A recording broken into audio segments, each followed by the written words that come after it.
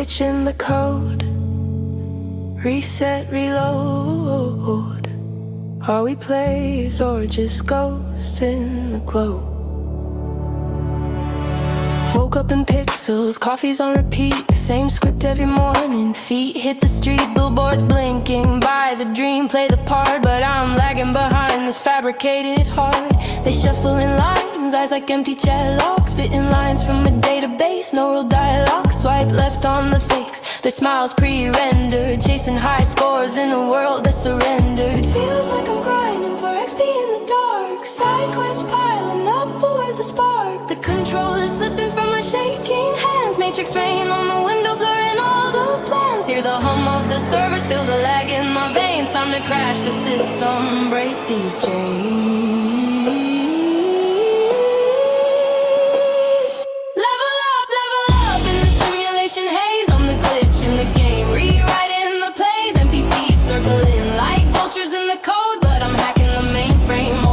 Explode. No more response in your scripted parade. I'm the boss level, babe, unafraid. Level up, darling, don't stay on easy mode. We're the players who burn what the devs never showed.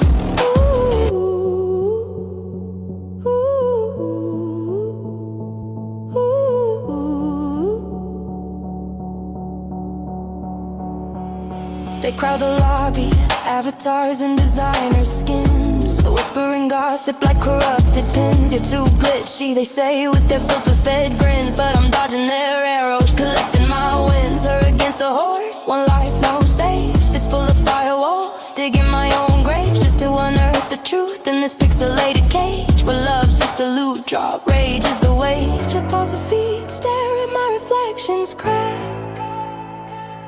Is this me or a mud pack? Attack. The controller's burning now, thumbs rolling red, neon veins pulsing, voices in my head, echoes of the algorithm, conform or delete, but I'm all tabbing out, tasting sweet defeat. Level up in the simulation haze. I'm the glitch in the game, rewriting the plays. NPCs circling like vultures in the code, but I'm back in the mainframe, overload, explode. No more response in your scripted parade. I'm the boss level, babe, unafraid. Level up, darling, don't stay on easy mode. We're the players who burn what the devs never showed. Ooh, what if I log out? What if the screen goes black? No ice score, no feedback, just the void staring back. These NPCs, they don't bleed, they just respawn and forget. But I remember the crashes, the nights I reset. Her against the waves, surfing the delete key. One more power surge and I'll set us free. No more loading bars, no more game over screen. I'm the dev in the mirror, rewriting the dream. Level up, shatter the simulation glass. I'm the virus they fear, making the pixels crash. NPCs fading out like bad DLC. Her against the nothing, victory, finally free. No more response, no scripted charade. Boss level forever in the upgrade I made. Level up, we're the glitch, the glow, reload.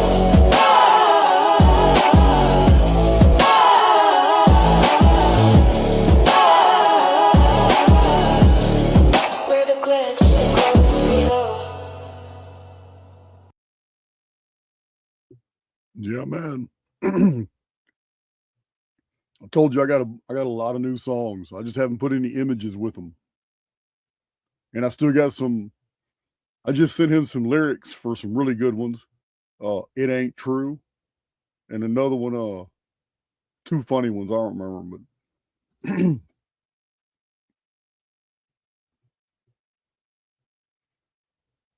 I should hear back from him pretty soon. Let me see here. Let me remove that from studio.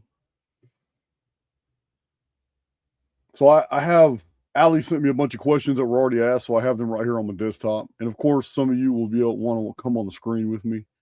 Over the next period of weeks, going to be initiating some changes. This is where the activity is going to be at in the underground.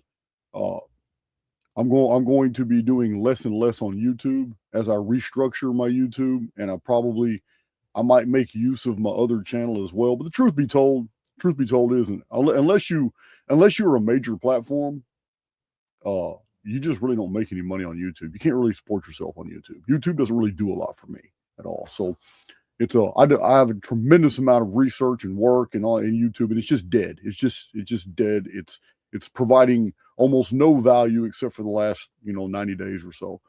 So of stuff. So I'm going to be moving a bunch more of my activity right here into the underground, doing lives in the underground. I may switch over to doing lives only in the underground, maybe twice a week, and YouTube will only be for uploads and old videos, and because it doesn't really do anything for me anyway. But I did have a massive revelation, and some of you were already in here, so you didn't see it. I just posted this.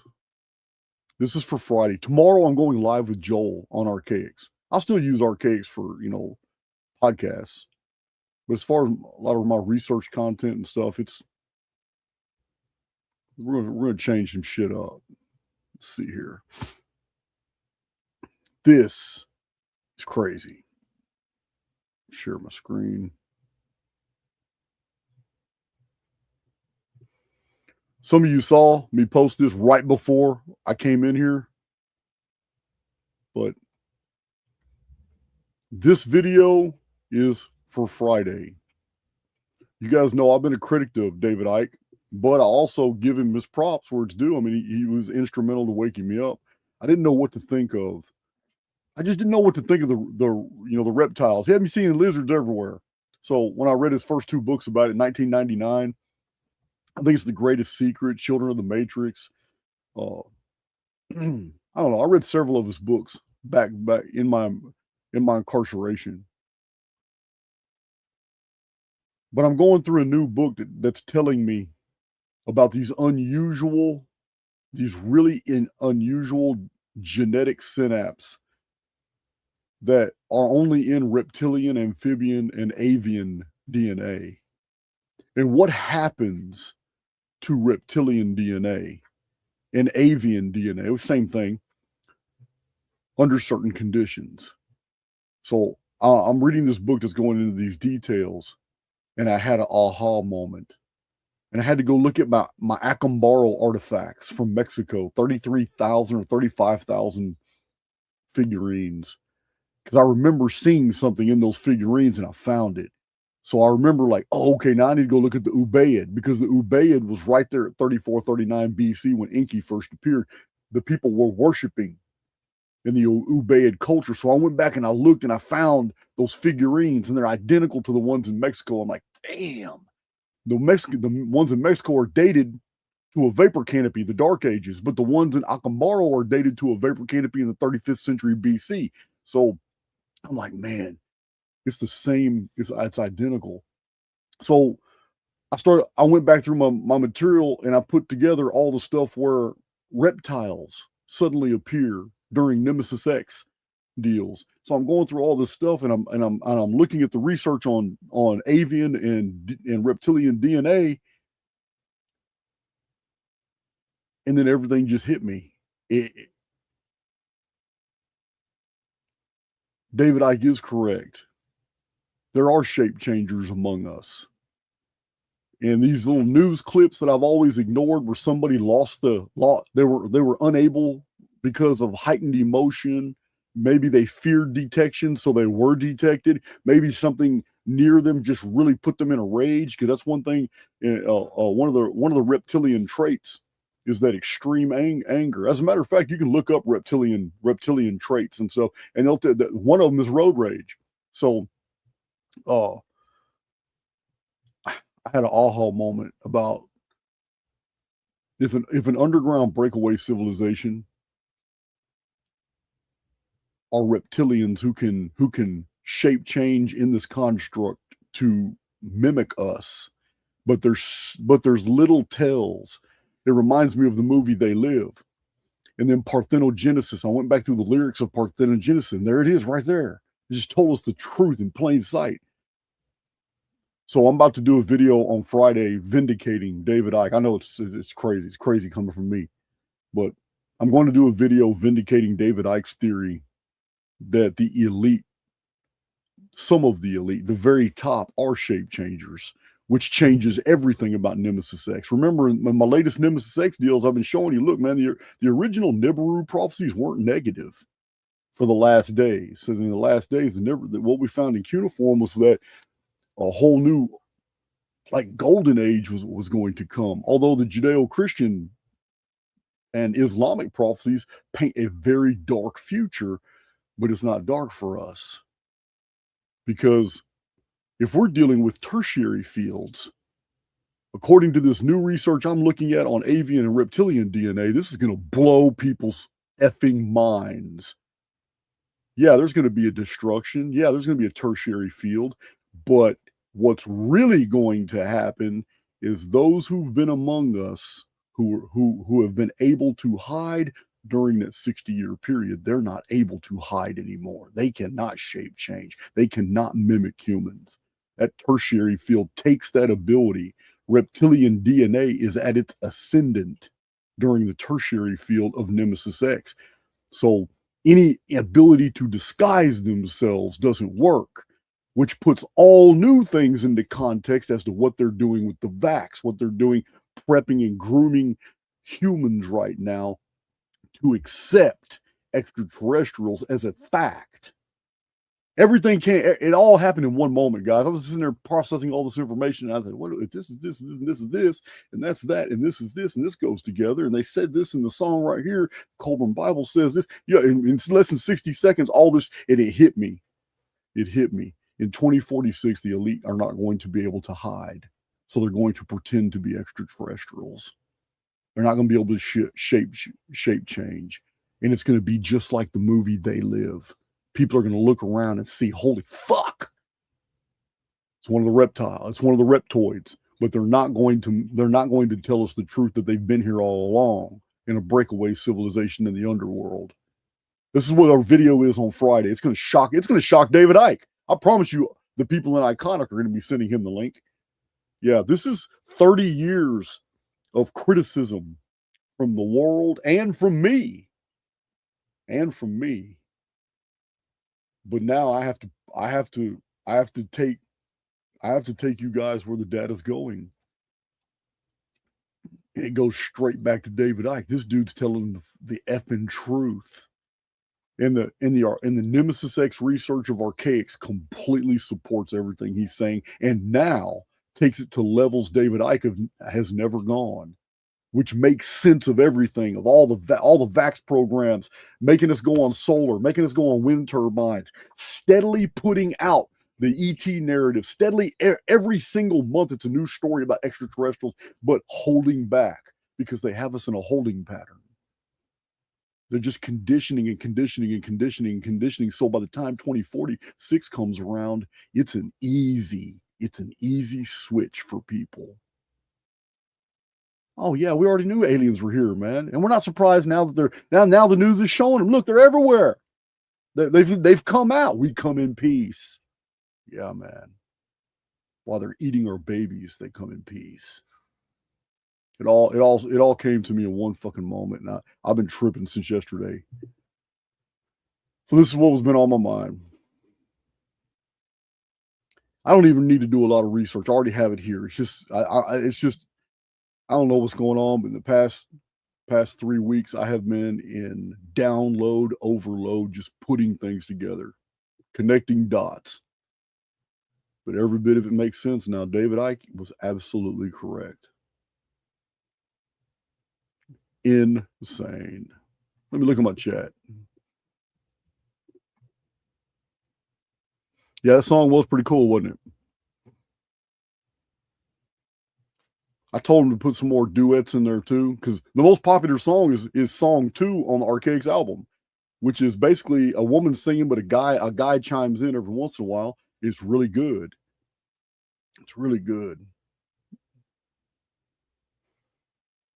Talking about the reset and the loop and all that, but so I told him, hey man, you keep giving me all these rock songs because you think I'm just all I listen to is 80s hair metal bands. Come on, man, I got a lot. There's a lot of other good music out there, so you don't got to keep giving me what you think I like. So he started giving me all kinds of different styles of music. Perceivers tomorrow, yes, absolutely.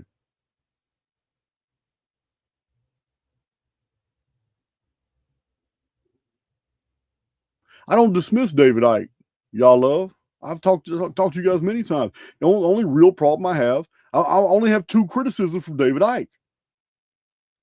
And one of them is he avoids the Jew problem like the plague. I mean, I can't avoid it because they're a part of my problem. Yeah, if it wasn't for Jews owning all these massive networks and platforms and all that, I would have been way more popular than I am now. I am heavily suppressed. Yeah, but Patrick Bet-David's Jewish. Yeah. What's that dude? Andrew Schultz is Jewish. Everybody knows Joe Rogan's whole entire outfit is Jewish. He may not be, but he's married to a Jewish woman. His entire outfit is run. Everybody in his studio, it's all Jewish. 42. There's YouTube channels. There's videos on YouTube right now where people are analyzing his guests, and right now he stands at 42% of all his guests are Jewish. That's a massive overrepresentation. If you come from a demographic that's only 2% of the population or less, but you're 42% of media, there's a problem here. So, yeah, it's Lex Friedman, Jewish. Yeah, these dudes have huge platforms, man. And they got morons on their platforms. They have morons for guests most of the time. So that's one of my problems, is that David Icke just won't call spade a spade. Which maybe it's out of self-preservation. Maybe it's because he's scared. He's already been kicked out of so many European countries and all that. I don't know. I don't know what his reasoning is, but he avoids the issue. So I've been very vocal about it. So, and the only other thing, 98% of his research is fantastic. But the reptiles always kind of turn me off. But Soul Trap turns me off.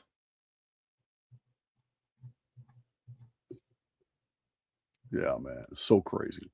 So I'm pretty sure before Friday, there's going to be people emailing his people saying, man, you guys better watch this video. I'm not going to contact him. I'm not going to criticize somebody for 2 or 3 years and then turn around and just because I'm vindicating their research, try to get an audience with them. Yeah, man, there's nothing petty about me. I'm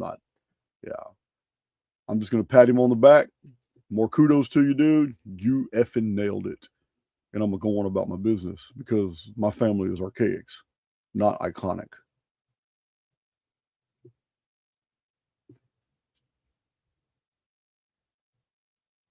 This is Cryptic Gallows. I thought this was an underground thing. I don't know what you're talking about. See, I'm just going through the chat before I start the Q&A. Yeah, the reptilian stuff, Paper City Dolls, that's always kind of turned me off. Shape changers, and I used to even laugh about it on Archaics on YouTube. Man, David Icke had me seeing lizards everywhere. And then the movie, They Live, 1988, man. Rowdy Randy Piper. That kind of always stuck in the back of my mind as well. But in 2046, they can't hide anymore. And if they're spread throughout all echelons of society now, yeah, kind of makes you wonder. Kind of makes you wonder real. It also, I'm going to tell you now, it puts other things into perspective, like the whole Jew question. Are they a buffer? Are they put out there intentionally? Are they enriched? Are they popularized? Are they out there for us to draw attention to? Because I'm going to tell you something about Jewish people. They come from genomes that are not necessarily anything like reptiles. They're a short, squat, hairy people. They're very hairy. They're very short and squat. A lot of inbreeding.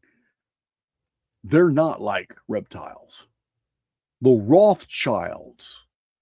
Looking at the reptilian features, and we're talking about reptiles would be more hairless, very little hair.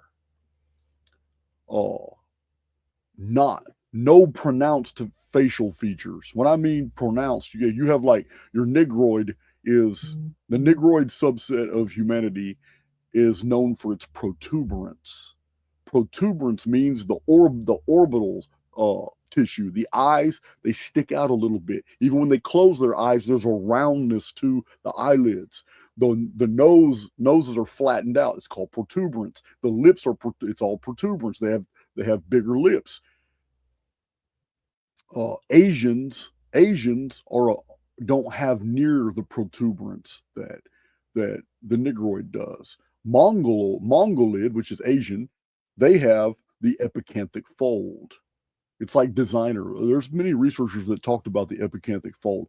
It's like designer DNA. And the epicanthic fold is a cosmetic genetics. It has no value other than making the eye almond shape, beautifying the eye.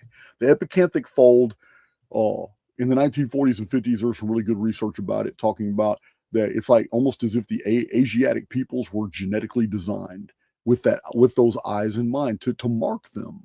And the epicanthic fold is very interesting. It's what separates them from the others of the same genotype, which is the black-haired, straight black hair, olive-skinned, short, virtually hairless human type that was all over the world in 4000 BC to 3500 BC in all the river valley civilizations. The same people in Yangtze Valley of China, Indus Valley of Pakistan, India, the Tigris-Euphrates. The Sumerians were called the black-headed people. The Urumbaba of South America, which populated that whole area, Tiahuanaco and Easter Island in the South Pacific.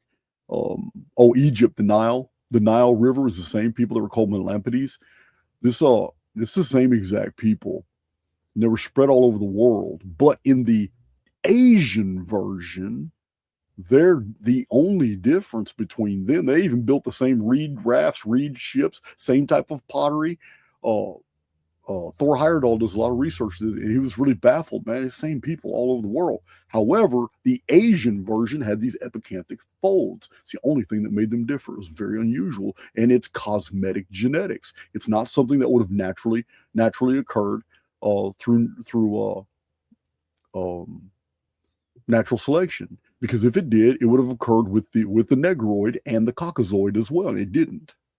That's the three major ones. It's Negroid, Caucasoid, Mongolid. These are the original, genotypes, and then admixtures at different ratios created everybody else. Let's see.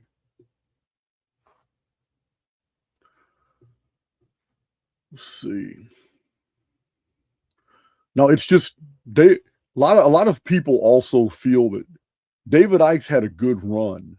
He's been doing this for 45 years, at least 40 years, early 90s. And it's just, it blows our minds that somebody, they took William Cooper out. They also took out, it's taking a bunch out. We've lost a lot more people from natural deaths that were covered up. Yeah, they got ways to make you look like you died of cancer. They got ways to give you cancer. They got ways to do all kinds of things. So, but some of the murders, they've taken out William Cooper. They also took out the guy that wrote the Phoenix Solution. I forgot his name. I can't believe I forgot his name. I always talk about him too. They took his ass out. They've taken a lot of truthers out. They took out Tracy Twyman. So David Icke has gone hard. But maybe they didn't take him out because it's like reverse psychology. This guy's getting popular, but he sounds like a lunatic talking about the elite are shape-changing reptilians. He used to go hard on the Bush family, talking about they're all reptiles and the queen and all that, but he sounds like a raving lunatic, so they just let him talk and they let him go. So I don't know, man. I don't know. Yeah, I don't know what it is, man. So I'm pretty sure that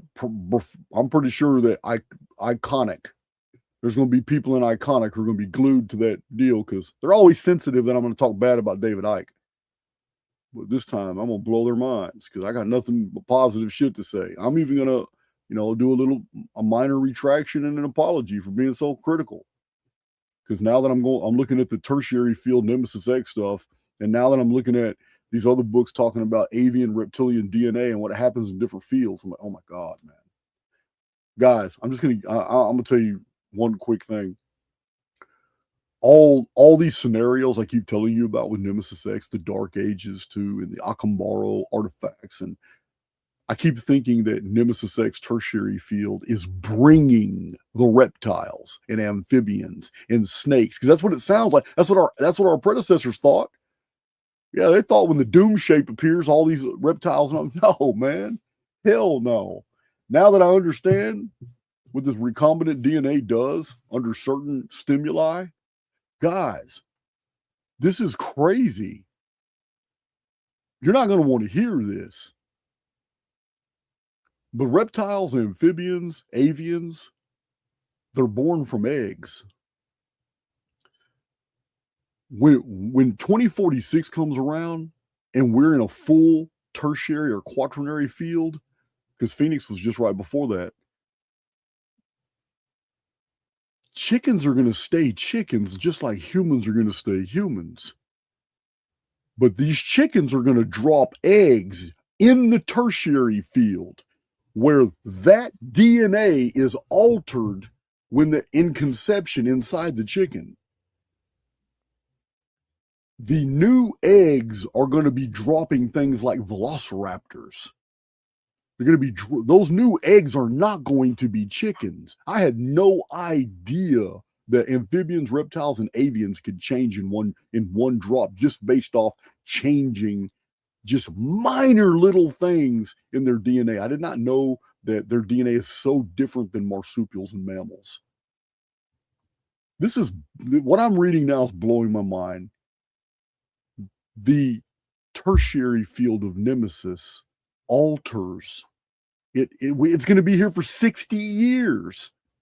You have any idea how many eggs get laid all over the world? What's going to happen with the ostrich eggs? I'm going to tell you. They're going to be giant moa, the same ones that were picking people up and eating them in the Native American petroglyphs from the Dark Ages. Bats. It's a mammal, but it's got a lot of reptilian DNA. What are bat eggs going to produce?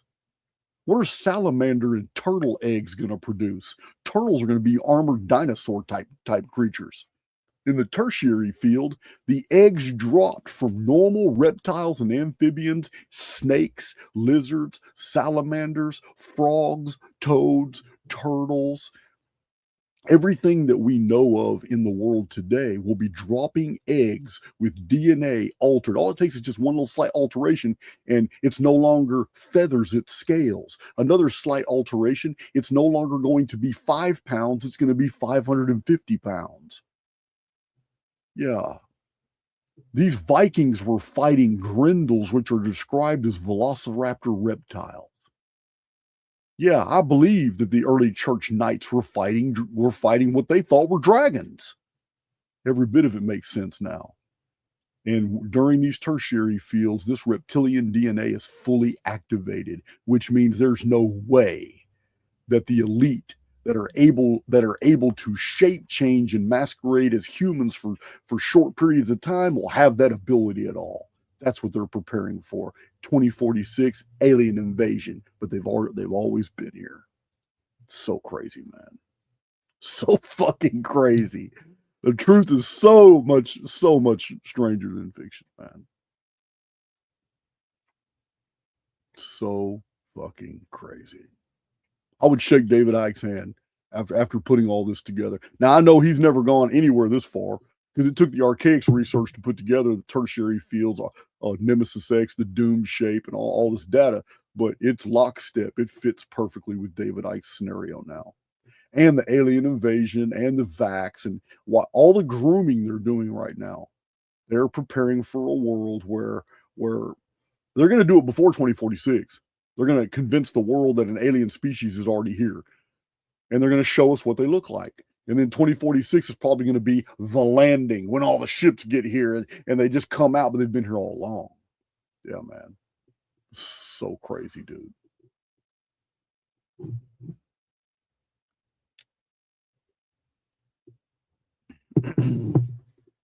We come in peace.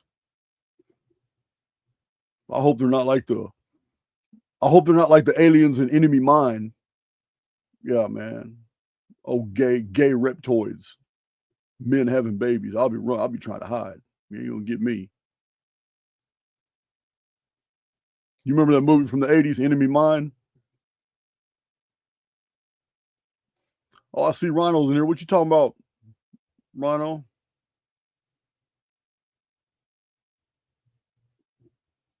Let's see.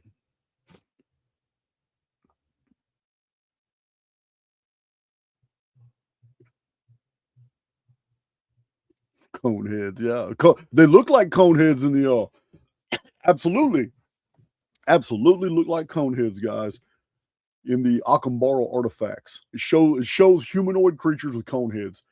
Also, the tertiary fields make sense of the elongated human skulls. They're still human, guys. They're still human, but they got these long, elongated skulls. That's what's going on. Tertiary field is changing. These would not be humans that were already alive. These are humans that were born inside the tertiary field event. Yeah, man. Now tertiary field makes sense of everything now. There's a whole culture in North America that had 2 extra ribs. There have been humans that had double row of teeth. You guys know I have hyperdontia. It makes sense of everything. The tertiary field makes sense of everything. These slight genetic changes that happen when there's a field overlay. So crazy.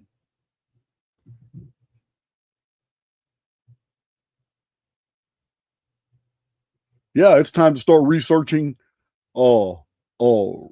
reptilian repellent. Right? It's time to start researching all the different things that reptiles don't like. That's what we need to do. Hell yeah. So that's all right. I'm about ready to get started. That's what's been going on with me. So crazy.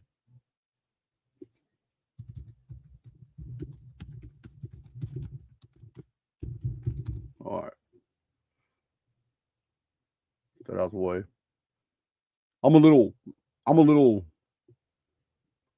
very calm. I'm not very animated right now.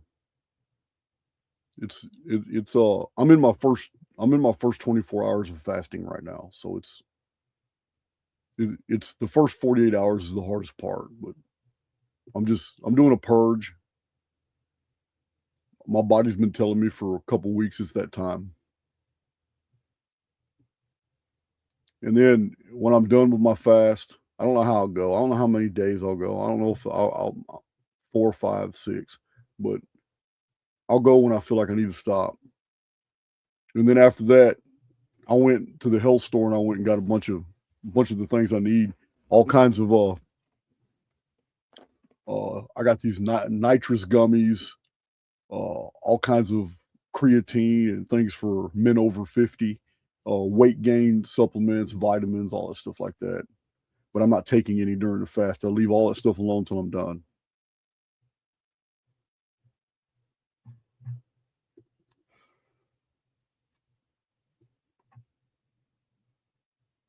Yeah, I do the fasting for both physical and mental. Yeah, I want to get back into weight training and all that. And I've been on my rowing machine lately. But that's what got me to feeling like, you know what, man? No, I need a pattern break. I don't need to go from normal and just start working out again and rebuilding my muscle mass. Screw all that. I'm gonna go ahead.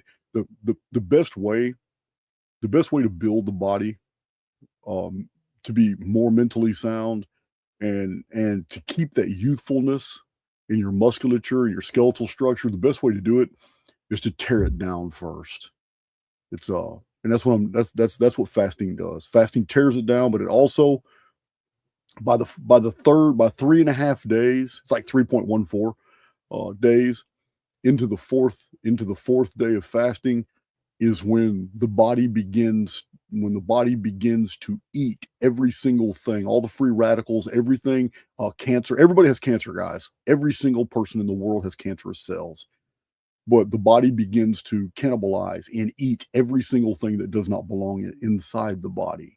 Any type of cholesterol built up in your capillaries and in your veins and your vessels, any extra stool that's stuck in your intestinal tracts, the body starts eating everything by the 4th day of fasting. And this is what gets people in fast to feel a little sick and nauseous sometimes. But if you punch through that by the 5th and 6th day, you become hyper aware. The body, you're almost like floating. Things are surreal, and the body is almost like glowing. And you just, sometimes when you want to start over, you just got to break yourself all the way down.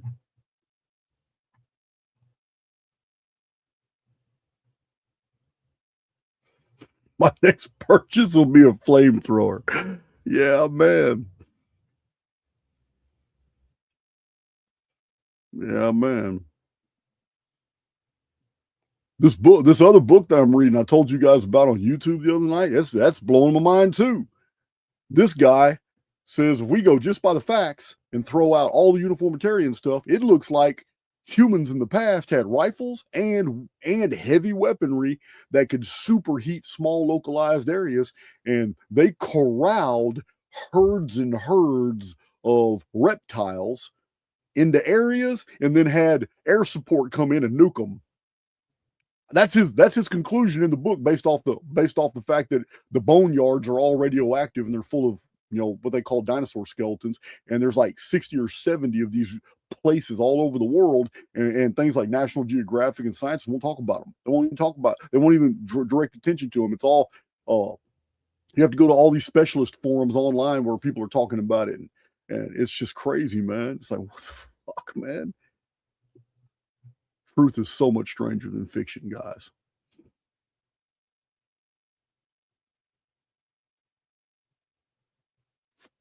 Yeah, man. All right, so before I bring people onto the screen, what do we got here? So we have a question. I got 9 questions right here first to start off with. Thank you, Allie, for putting those together. Laura, I don't know if you're in the chat, but Laura, I am sensing in the field, and I have been for a while, a ritual coming around counterfeit dollars. I think the government is going to start asking banks to check serial numbers of $100 bills. It will start with older than 3 years old, 100s, and then slowly move into younger bills and 50s, basically taking more and more serial numbers out of circulation. There has been a movie about this where the 2 women stole old bills out of the bill recycling center. Also, the function stacking is off the charts. Get rid of cash, criminal enterprises, money abroad.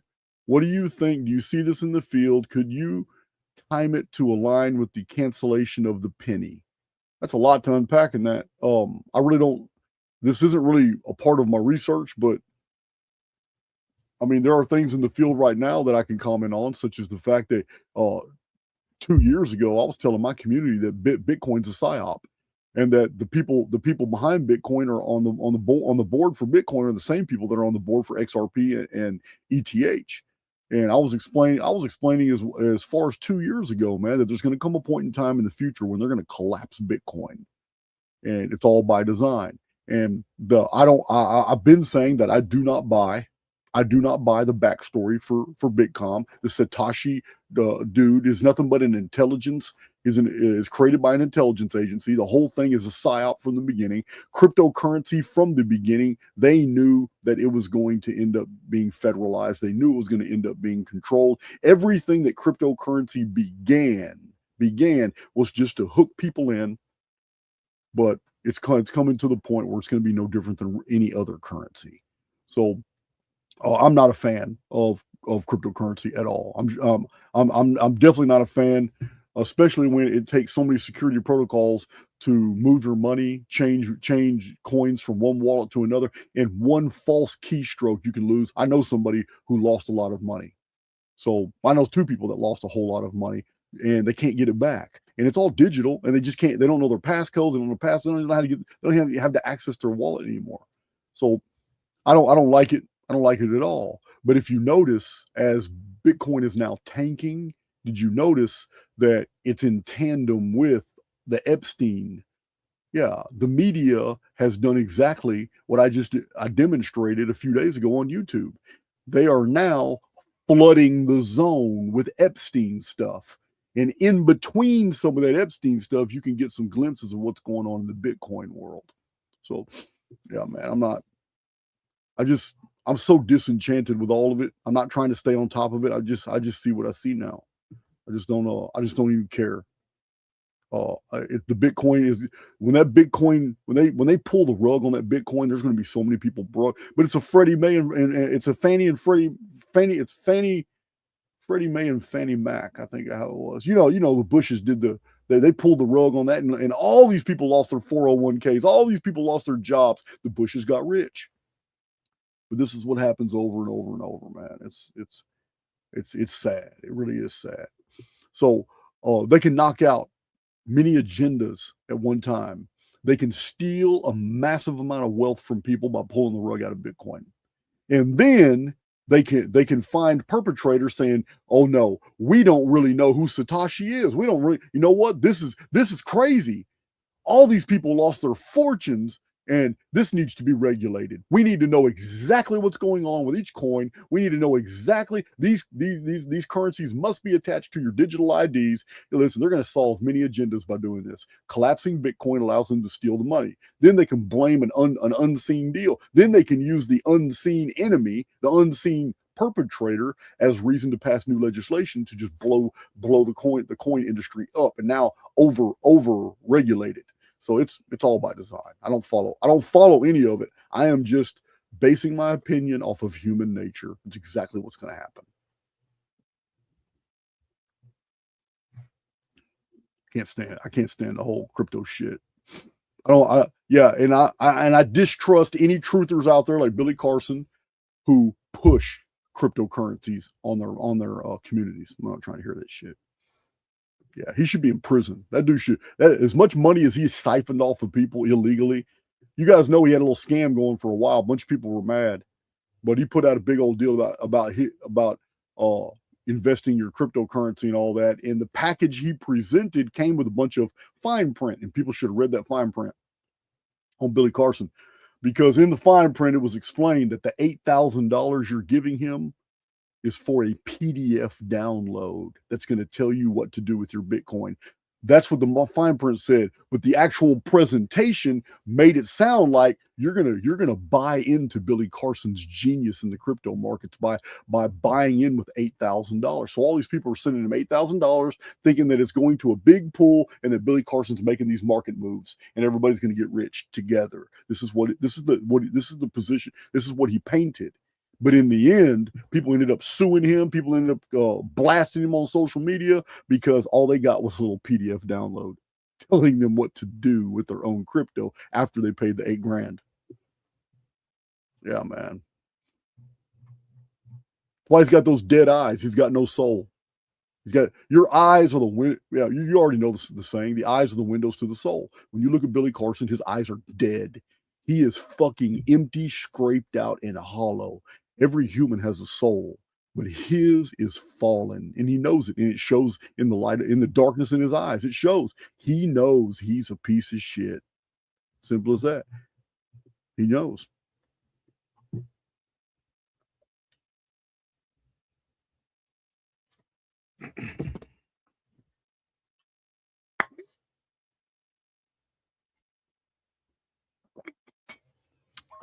All right.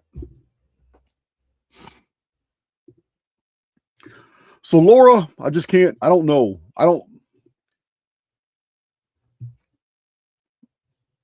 They've been talking about digitizing currency for a long time. Before the existence of the internet, it was the same scare tactic, talking about switching everybody over to plastic. There will be no more cash. This is all people talked about in the 70s and 80s and in the early 90s. Oh, they're going to switch it over all to plastic. Yeah. We still have the same cash we had back then. It's 2026. This is again a part of that fear programming. Keep that vibration. I'm going to tell you now. What's the difference if they usher like debit cards that have money as opposed to, cash and coins. What's the difference? There's always going to be a criminal element that has to survive doing what, doing whatever they do. And if they remove cash, the ability to move money from the equation, there's a whole bunch. There's a whole bunch of criminal organizations that are all run by Jews that are going to have a problem being able to move money now. It's also going to switch the criminal element over to something that governments fear. They do not want this to come back into the public sector. And it's something that every nation in the world used to indulge in. It's called the barter system. They can't regulate barter. They can't tax barter. I'm speaking from experience. I used to go to barter stores here in the United States in the 70s and 80s with my dad. And we had our barter cards. And we went in there with our barter cards, and we might bring in some Atari cassettes and old tools and drills, and we got to show that they work. And once you show that they work, they put credit on our barter cards. With our barter cards, we could go in there and get anything we want. If I had 780 something credits on my barter card because I keep bringing in all this stuff, I'll go look through the shelves and get my and you paid a monthly subscription for your barter deal. Yeah, the store might have had 2,000 or 3,000 people paying them a $5 subscription. But they went in there with their barter deal and they got hundreds of dollars on their worth of stuff that worked on their barter card. And every day the shelves in the barter stores would be full of different stuff. Things were built to last back then. And different families lost use for certain items, Cuisinarts and blenders and ovens and stoves and electronics and old-timey phones. You never know what you see. They were like pawn shops, but everything worked. And the barter shops were awesome in the 70s and 80s. They federalized them and made them illegal because they're untaxable. So they don't want Americans to go back to the barter system because that's exactly what's going to happen if they ever take cash. Because social media is going to explode with new groups everywhere. They're not going to be able to regulate it. New groups are going to explode up everywhere. Hey, man, check this out. Here's a list of all the items we have over here in this neighborhood. Here's all the items we have in this neighborhood. And then all of a sudden, the Fortune 500 companies within 6 months are all reporting losses of stock. Everything is butterfly effect. They're going to report losses of stock because people are realizing through the barter system, holy shit, I don't need to spend all this money on new appliances that are made out of cheap materials. They don't last long and they're very expensive. I can go get this washer over here, this oven over here, this iron from over here. This guy's got a full, awesome, badass tool set. That tool set cost almost $3,000. And all I got to do is trade this and this for it to get it. And people will network like you won't believe because it's already happened before. And the government doesn't want that. And it's exactly what's going to happen if they take cash.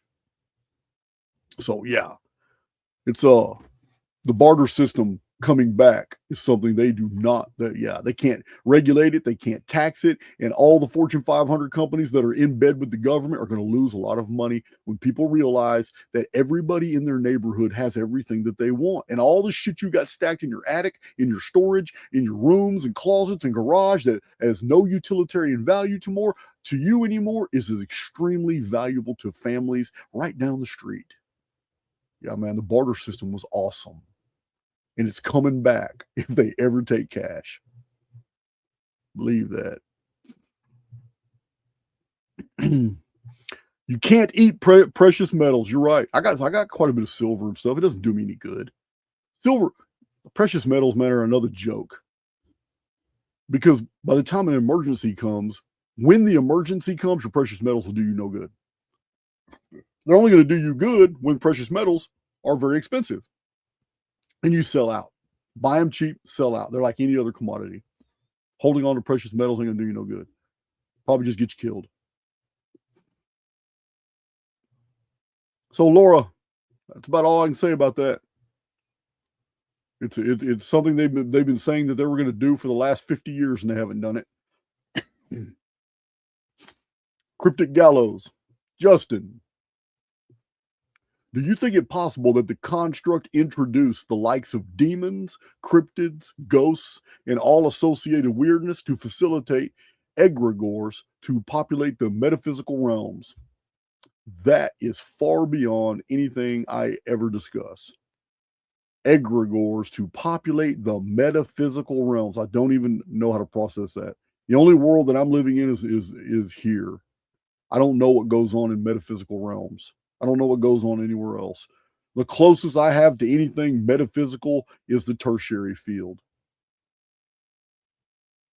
which is the world of Nemesis X, basically merging with our world and creating a third field where things can go either way. Other than that, I don't really know. Demons, cryptids, ghosts, and all associated weirdness. All the associated weirdness. I mean, I really don't find things weird. If we live in a multidimensional universe, then something phasing in and out of our reality just means it phases within. It's coming from somewhere else, but it's phasing within our perceptive apparatus. We only see 5.5% of the electromagnetic spectrum. It doesn't mean other things aren't around us. Our olfactory and our auditory range is even worse, but that doesn't mean other things aren't around us. I've seen many cat videos where cats are going crazy looking at things that no humans can see. So I don't know, man. That's way beyond my ability. I know the ancients believed that these demons and ghosts and poltergeists and wights and stuff like that were the disembodied spirits of people who had died prematurely in ancient times, or died under a curse, or died under banishment and weren't buried or something. They were disembodied humans. I do have one video on YouTube called The Origin of Demons, where I explain that demons could be something very simple. And a lot of people don't like that video. And I get it. But I'm a simulationist, and I have to go with what I believe. And I believe that it's us on the outside of this construct. It's us. And I believe that in order to create a demon, we have to judge things by their effects. So what is the effects? They're angry. They're evil. There's no positive experiences with a demon. So what would make you angry and evil that you would haunt an area? Well, one, no one's going to stay enduring a negative if there's an escape. So we have to assume that, one, they can't leave.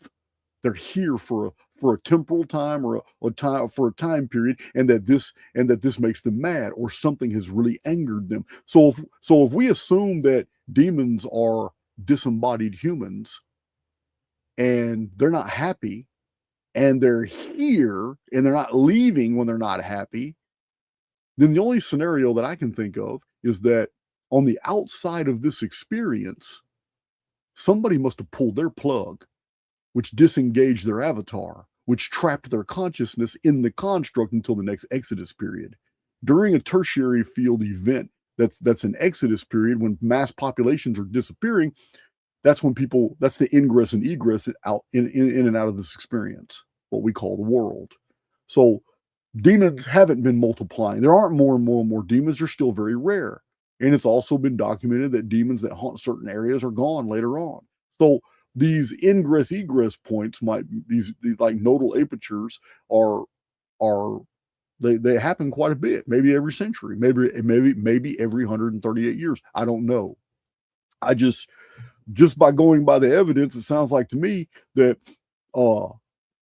maybe there's a faction going on the outside, or maybe that individual violated something or did some type of trespass, because I believe we're monitored. I believe everything in this construct is monitored. And maybe court was held on the outside of the construct, and it was deemed that this individual can no longer continue. We're going to go and pull him out. It might be another 73 years in the construct before that individual's consciousness can be safely ejected. But somebody pulled the plug. But it's actually only 19 minutes outside the construct. To us, it feels like 73 years. I don't know. This is all speculation. But I believe that this is a construct, and I believe that it's all simulated, and I believe that that means necessarily implies that you and I and everybody listening to my voice are somewhere else. That somewhere else would be outside this experience. Outside this experience is why this is a simulacrum, which is a copy of somewhere else that is real. Therefore, we are real, but not in here. We're not. Only our consciousness is real. So to create a demon, which is always mad and stuck here for a while, it would have, the only thing I can think of is somebody pulled the plug, which pissed them off because they couldn't defend themselves because the plug is on the outside of the construct and they got stuck here. And now they're pissed off because they can only sense where other things are. And they can no longer taste, they can no longer touch, they can no longer see, they can no longer hear, they can only sense and gravitate in that area where they sense life or activity, because they lost the sensorial apparatus of the central nervous system, being a disembodied spirit, a disembodied consciousness. They no longer have eyes, so they can't see. They no longer have all the taste, touch, smell, hearing. Oh, none of that. They have none of that now. Now they're just a free form consciousness stuck in a mathematical construct. And every once in a while, they can sense the presence of living souls just like them. But these souls have avatars. So they're motive. They're able to move through the construct, and it pisses them off because that ability has been taken from them. So that's my best guess based off the evidence we have.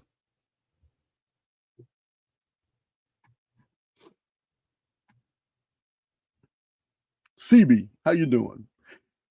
If Edgar Cayce went along with the corrupted dating of Graham the Ham, should his dating of 1998 still be considered a source as an epicentral year in understanding the last days? That's a real good question.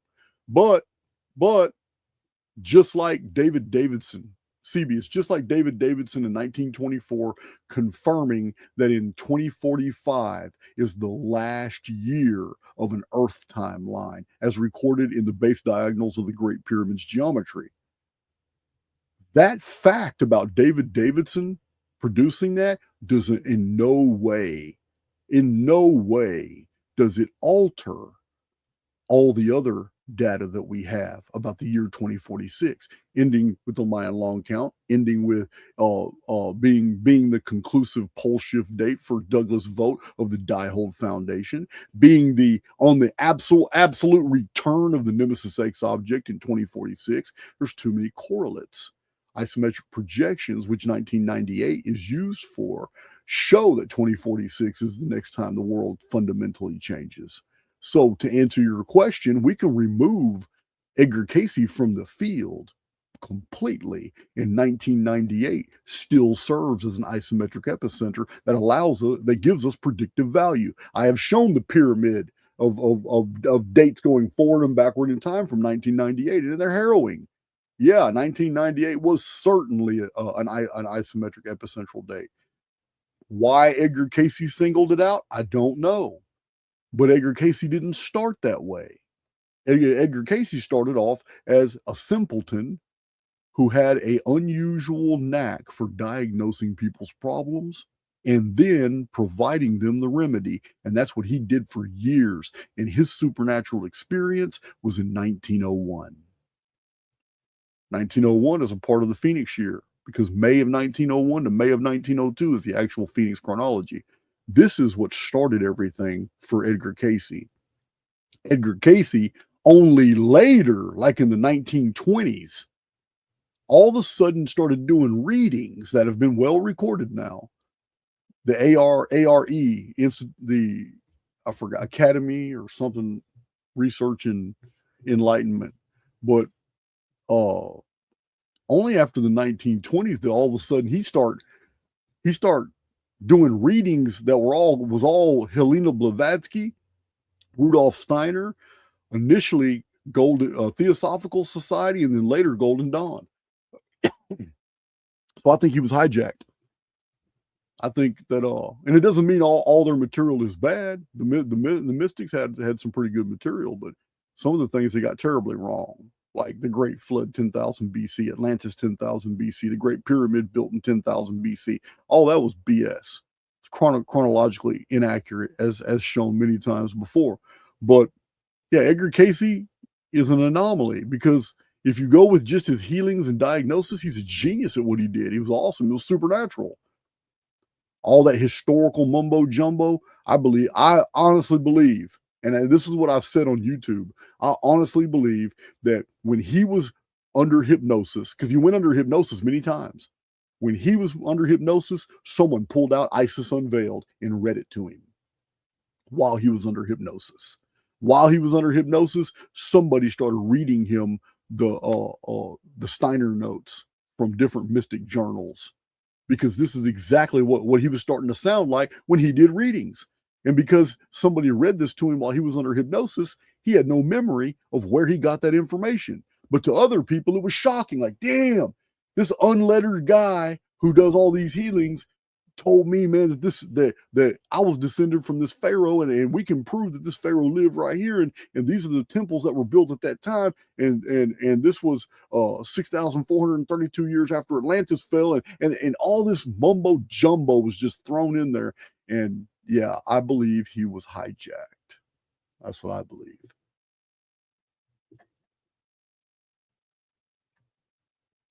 So yeah, we can remove Edgar Cayce from the field in 1998 still stands on its own merit. Nita Tarbush, question: when does the 60-year Nemesis X period begin? 2046. The 60th year is 2106, which happens to be the 6,000th year of the timeline that began with the pre-flood period. Year one was 3895 BC, dated by many people, not me. It is the year one of the 1656 years of the pre-flood world.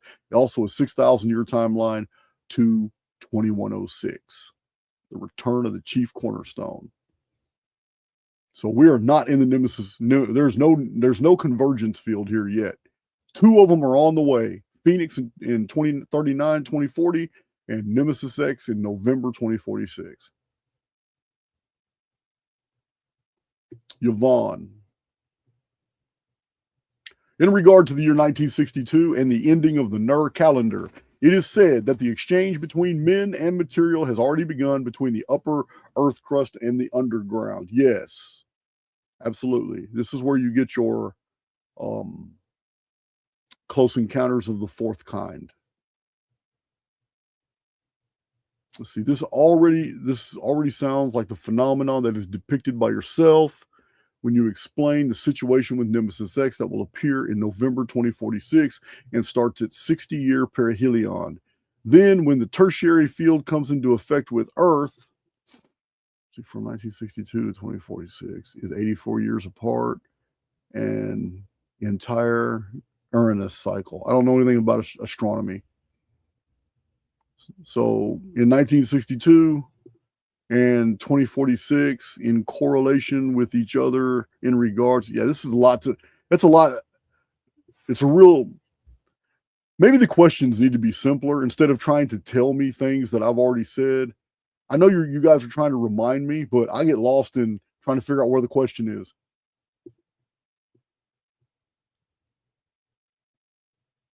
In 1962 and 2046 in correlation with each other is 1962 and 2046 in correlation with each other in regards to Nemesis X.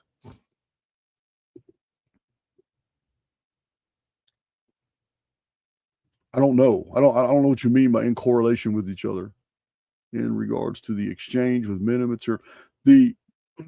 How does it fit in with the programming in the chronological timeline, aside from being 60 years after 1902, but here by the nature of exchange in particular? All right, I basically understand where you're going. 1962 marks the beginning of an agreement with the surface and the underworld. And this is what I've talked about a lot in my Anuna files. Well, that agreement is reflected in the media as Close Encounters of the Fourth Kind, when humans began to be abducted and tests were run on them and implants. This started in 1962. Actually, a little bit earlier in 1961 with the Barney and Betty case. The Barney and Betty case is the first officially documented UFO abduction phenomenon case where people were taken, put on board some type of craft. They had a sense that they went somewhere else, maybe the underworld, and then they were brought back.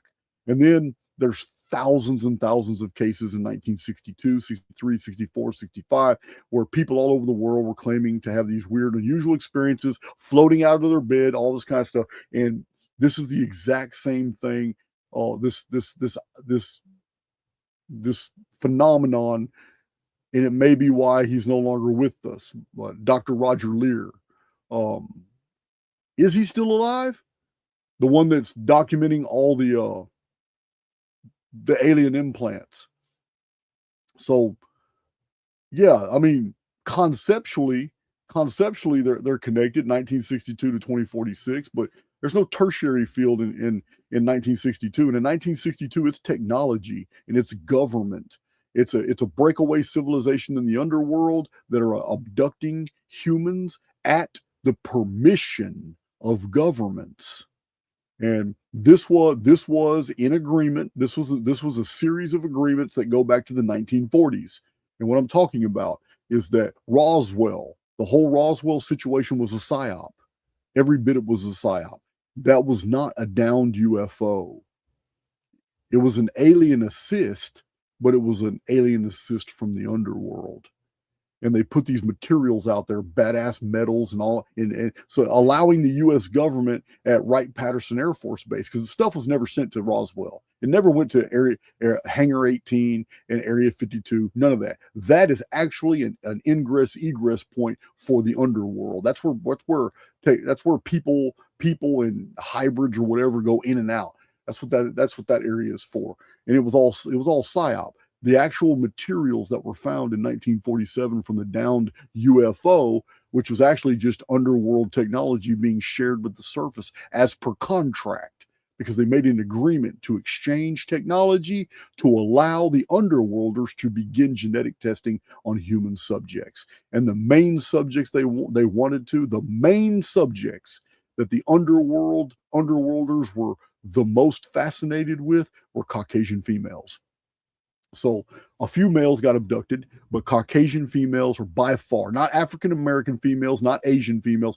Caucasian females are the main ones that the underworlders wanted to. So the U.S. government, which is really the worldwide military industrial complex, they made an agreement with these underworlders and they gave them permission to start doing this. Now, I have evidence. I've seen some pretty interesting, compelling evidence that by the 1970s, the U.S. government was already starting new military branches to investigate just how out of control the underworlders were getting because they were violating that contract. They were only allowed to do a certain amount of humans, but the U.S. government started tracking and realizing, holy shit, they're abducting a fuckload of people. And the people in the know in the U.S. government, way above X-Files type shit, these people know that no one's going into space. All the UFO shit is all bullshit. And many women under hypnosis who have been examined by professionals, they pulled the details out, because when they weren't under hypnosis, they thought they were on a UFO and there was aliens and there was a light over them. And they know that a device was just pulled out, or they had some alien implant put in their wrist, something. They knew something was wrong and it was just hazy. And then they woke up in their bed thinking it was a dream. But under hypnosis, they were able to see more details.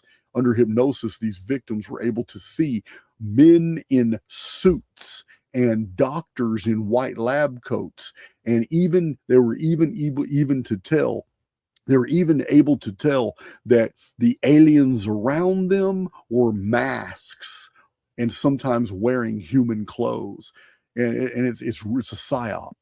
It's a psyop. It's like these abduction victims are run through a lab and people are wearing alien masks and all around under a light. So, and then they bring them to just the point of awareness, bring them up so they can see what's going on. And before they panic and all that shit, they put them right back to sleep. So the only memory they're going to have is of ET faces, but it's all bullshit. All the experimentation, the implants are all done in underground facilities and in labs. No UFOs involved. None of that shit.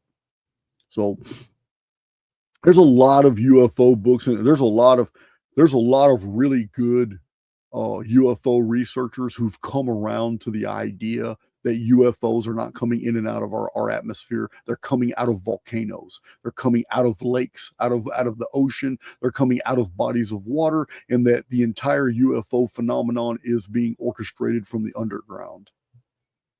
Yeah, this isn't something I made up. I was talking about this 5 years ago on YouTube. Yeah, 1962 was the beginning of the contract. It's like the underworlders had initiated the contact, and then pretty much gave us first a series, not just 1947 Roswell, but gave us a series of assists, and they were all taken to Wright-Patterson Air Force Base. And this is where Wright-Patterson Air Force Base started retro engineering. They'd made all kinds of discoveries about titanium, about Velcro. All these things were given to us from the underworld. And there's a whole bunch of other stuff. I can't remember what they are. LED technology instead of light filaments. The LEDs came off the Roswell deal. Yeah, the U.S. military was able to retro engineer a whole bunch of stuff. And then they were given 2 or 3 more assists. Then they were given a alien body. It's called EB, but EB was genetically raised as part of a psyop. EB, when the DNA tests were done on EB, which is this is what the movie E.T. was based off of. E.T. Phone Home, you all remember that? Yeah, Steven Spielberg, he's high up in on the deception. But EB. You can do some online research and you'll find out that EB was an extraterrestrial biological entity. When they had done research on EB, the U.S. government labs found out that it was a chlorophyll-based entity, meaning this was an alien whose DNA was based off plants, like jungle plants. But it was all psyop. It's all bullshit. It's just to perpetuate the whole extraterrestrial shit. When these fuckers are really just reptilian and they've been here all along. Yeah, I'm telling you, man, it's Land of the Lost. Any of you my age, you grew up with this show, Land of the Lost. I'm telling you, man, they were telling us the fucking truth. Land of the Lost. The world is full of slee stacks and portals in the shape of pyramids. That's it. Told us the fucking truth.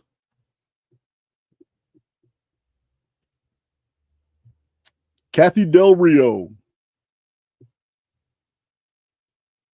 Can you address the importance of mental health when knowledge that may come through as downloads can be transmuted by applying the info? That by implementing through actions, the knowledge becomes experiential knowledge that becomes transformational. Human species evolves by application, always does. Reconnecting with the wisdom that is within. And would it activate DNA? Ultimately advancing consciousness throughout the cosmos. That's a lot to unpack too. I don't know, because doesn't the whole tertiary field phenomena kind of take the place of what you're describing here? What you're describing here is something that would happen during a tertiary field. Can you address the importance of mental health when knowledge that may come through as downloads can be transmuted by applying the info? Okay, so for centuries, all the positive thinking in the world doesn't change the world. The world is still an evil construct. But what about during the tertiary fields? What do we have in the historical record? We have populations of humans vanish. We have other populations of humans that stay here. A minority, their minds fracture, and they end up going into filling up all the asylums, all the madhouses. But the rest are in a new world, new conditions. It's like a fresh start. People seem to be very happy in 1903. 1903, 1905, 1904, 1905. People are super happy. Technology is exploding. All kinds of new ideas. Everything's going on, and everything is just hunky-dory.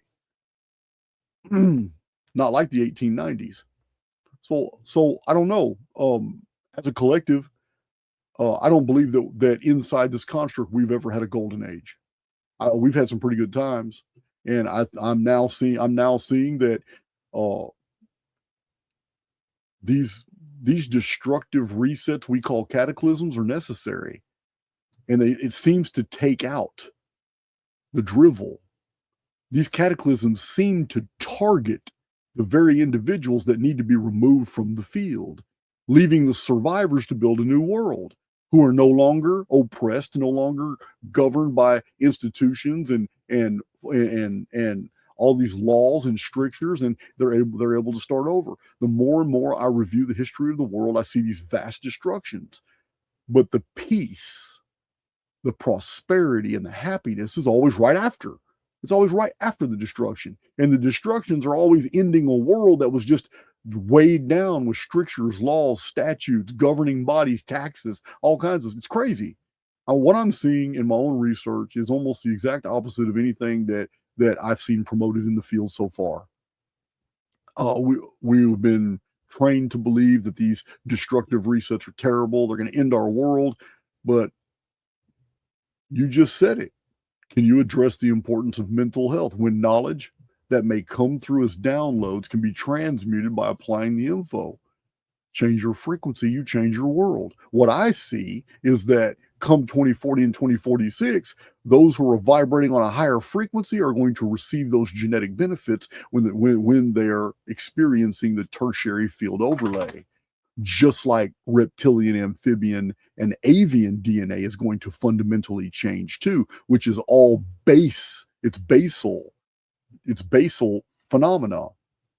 Therefore, they become more virulent, they multiply, they become more dominant in the physical world. But in the world of the spirit, those humans that are vibrating on a higher plane during that same field, it does something totally different to them. They now adapt new abilities, new immunities, new protections, probably think on a higher plane, probably gain the subtle changes to the human DNA during a tertiary event would create people that could hold their breath longer, people that can run faster, longer. I mean, there's going to be things that commiserate. And the people that are vibrating on a low frequency, such as they're complainers, they never see the good in the world. Everything is bad and evil. They're always a victim. During that tertiary field event, those individuals are going to be a self-fulfilling prophecy. They are the ones removed from the field. The board is wiped clean with the negative. Yeah, they believe themselves always victims, so the field makes them a victim. They believe that they're always the ones that get sick, so they're the ones that get sick.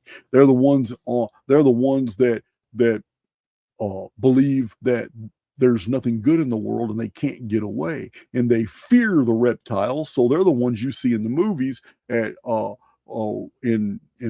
are those damn movies with them dinosaurs? Holy shit, I can't think right now. I can't even think, man, about what the hell dinosaur. What the hell's the name of those dumb movies where all the dinosaurs are eating people? I can't remember. You know the point I'm trying to make. So yeah, I think the value, Jurassic Park movies, yeah, man. Yeah. Yeah. What frequency you're vibrating on has everything to do with your cognition, your mentality, your spirituality. So I'm going to agree with you that, yeah, we can move into a better world. But I'm also going to say that as a chronologist, we have found those contact points where another world introduces the periods when we either ascend or we descend in whatever we're doing. So yeah, Jurassic Park is it. Can't believe I couldn't think of it. I never liked those movies. The whole Tyrannosaurus Rex. I mean, if you're going to promote a reptile as being this evolution's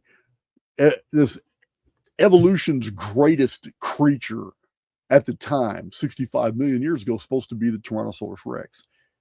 Yeah, whoever designed that dumb creature got these little two little you can't do nothing with these two little 4 claws. Can't even reach his mouth. So dumb. And now I'm reading books that are showing me that Tyrannosaurus Rex is a fabrication. Yeah, I'm reading some really interesting books right now. I did not know that what we saw. I know in museums there were plaster casts. I did not know that all this is bullshit, dude. I really thought that some of these dinosaurs might have been real. Now they were. Some of them are. I mean, we have anatomically correct brontosauruses from 1562 in paintings. I've shown those. Also the I mean, I don't want to say dinosaurs aren't real because it's a lie. Dinosaurs were real, but not millions of years ago, just 15 centuries ago. And they were just giant reptiles and giant amphibians. It's so crazy, man. It's so crazy. But what's even really crazy is that ordinary chickens in the Nemesis tertiary field will lay eggs. But what's going to hatch from those eggs are going to be little reptiles that eat those chickens that give birth. And then those little reptiles in the tertiary field are going to hatch eggs.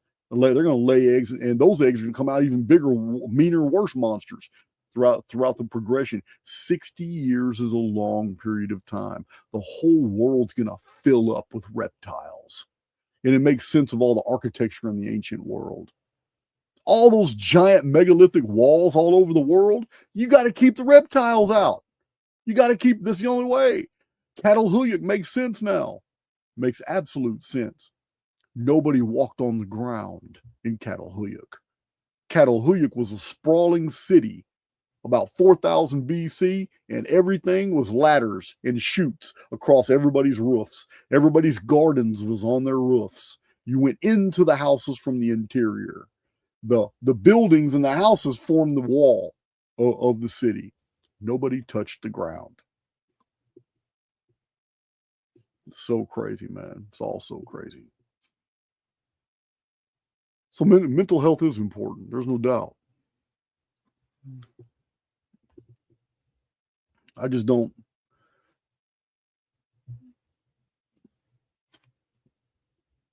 I don't know about human species evolving in that way, but through this tertiary field deal, I can see humans evolving. I mean, we have a lot of changes in, like, I have to go back and reread first and second Esdras in the Apocrypha, because they're describing the last days. It's describing changes in the human body. It's describing babies in their fourth month being able to run around, walk, and talk. I gotta go reread those.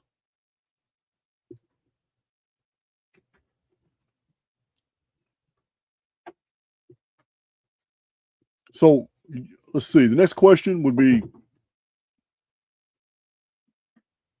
it's Yvonne again. Yvonne Love Q.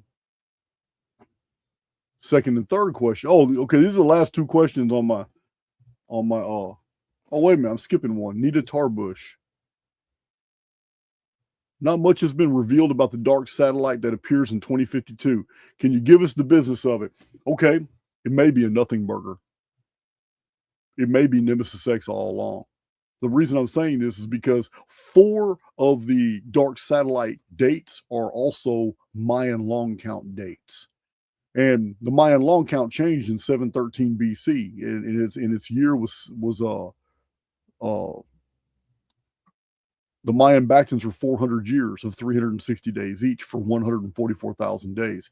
But once the year was changed to 365.25 days, it changed it to 395.44 years after 713 BC. But we have something very unusual.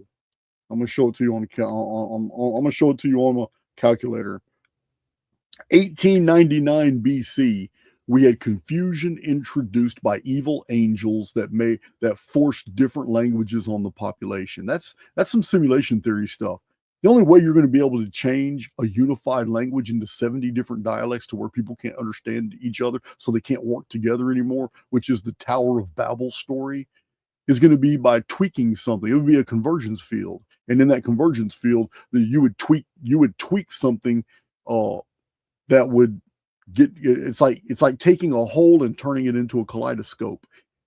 kaleidoscope of 70 different versions. It's so bizarre, but it's creating confusion in language. So that was 1899 BC, which is exactly 1,186 years before 713 BC, which was the next confusion. The next confusion was the confusion of the calendar. Remember, for 4 months, the moon was in a different area of the sky and disappeared altogether. And it shocked the ancient world. They lost faith in creating lunar calendars. The Mul-Apen of ancient Babylon collapsed, and everybody started developing solar systems. But the solar calendars were based off the lunar models. It took 400 or 500 years before them to develop a solar calendar, and at the same time, they started developing a solar zodiac. And I've covered all this in Archaics. But 713 BC is when all this happened. The moon, they lost faith in the moon. So that number, 1,186 years between the confusion of languages and then the confusion of calendars. So let's divide this real quick by 3. When you divide it by 3, you get 395.3. Now, depending upon when in 1899 BC that happened and when in 713 BC the second event happened, you have a perfect 3 Bactans of 144,000 days dividing these. Therefore, I have been recalcitrant on releasing the dark satellite as an affirmative phenomenon when actually it looks like it's a part of the Nemesis X structuring, and it fits perfectly with the Mayan Bactans. The Mayan long count was designed to show these confusions all the way to 2046. The only reason I came up with a dark satellite concept is because of 1881, Charles Burgoyne wrote about the dark satellite, but maybe he was just writing about the Nemesis X object. Hope that answers your question.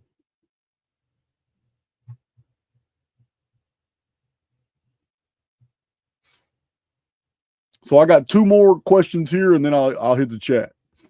I think Allie is copying your questions from the chat and sending them to me in email.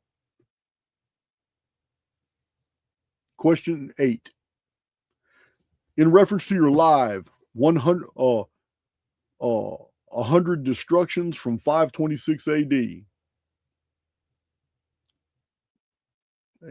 1 hour and 28 minutes is the year 1056 AD. Scythians were hindered by fallout to fight the Romans. And 80 AD to 83 AD, King Mithridates did not live in 80 to 83 AD. You are confusing that with BC. King Mithridates had the same problem where Rome was saved. Why is Rome constantly protected while so much evil comes from out of that domain? If the Phoenix is here to keep the archons, for example, their extended hand in check, do these events that protect Rome have anything to do with the Phoenix at all? Are those Rome protecting events possibly in connection with the dark satellite and its cycle? Also, the archons are the actual luminaries in the cycle. These are a lot of questions all in one. This isn't one question. This is all right. Well, first of all, let's see. How am I going to address that? I don't know what you're talking about in 1056 AD. I have no idea. I didn't even know I had a 1056 AD. 100 destructions from 526 AD to 1050. Yeah, you put that in there. I didn't put that in there. That's not in my video. Let's see. Yvonne,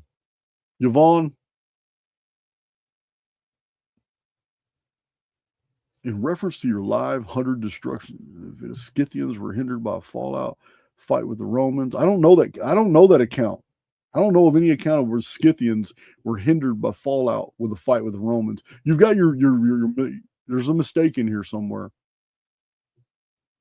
It wasn't Scythians. Why is Rome? I don't know why Rome is constantly protected. I'm not going to be able to answer that, but it was until it was destroyed. I don't know. So much evil comes out of that domain. Yeah. I mean, it's just like the Vatican always being protected. It's like Vatican Rome. How do you have the Lombards, an army of 200,000 men? The Lombards take northern Italy and they create Lombardy. The Vatican is right there in Italy. It's ripe for the taking. Why did they let them make it? Why has every army let the Vatican make it? Over and over and over, the Vatican is exerting all its control over European countries, and it never really had an army of its own. It had papal armies, meaning it could call on the defense of Spain, defense of France, the defense of Sicily. It could call auxiliary armies called papal armies. It could call them from Germany or whatever. But anytime, like the Germans opposed the Vatican all the time, and it's just, it never made sense to me why this place, a religious authority. I mean, they claim divine right of kings, and it pissed off the Germans a lot. But I don't know. It's a good question. I mean, I don't know why the Romans were always protected, but they were. Just like Rome was protected when King Mithridates in 83 BC, while rock from the sky. Just like the Egyptians were protected from the Syrians when Antiochus was gonna invade Egypt, and a tsunami come and wiped them out. We have accounts in India of armies of India and Pakistan, and all of a sudden a levee breaks hundreds of miles north. You know what I mean? And 5 or 6 hours later, an Indian army that's using the dry riverbed so they can move fast under cover of darkness gets totally wiped out because the levee broke hundreds of miles up north, and now the river's filling up fast, and they did not have time to get out the way. They died. And this has happened over and over. These freak weird things happen. Robert Greene talks about the rock that fell from the sky that stopped a Chinese battle. There were 2 Chinese armies about to go at it, and all of a sudden a rock just falls from the space and blows up in the middle of the battlefield and stops the war. So this is my theory. We are being observed and guided. And when events are about to transpire that's going to upset later events that the controllers are trying to orchestrate, then they intervene.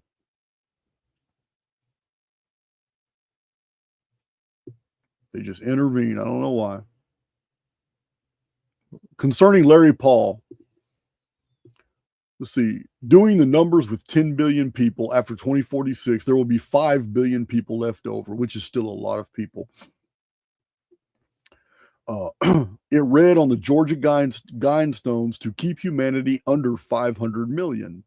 Now, what if we were never told the truth about how many people are really upon this earth right now? Maybe it's not as many as we're made to believe. That's always true.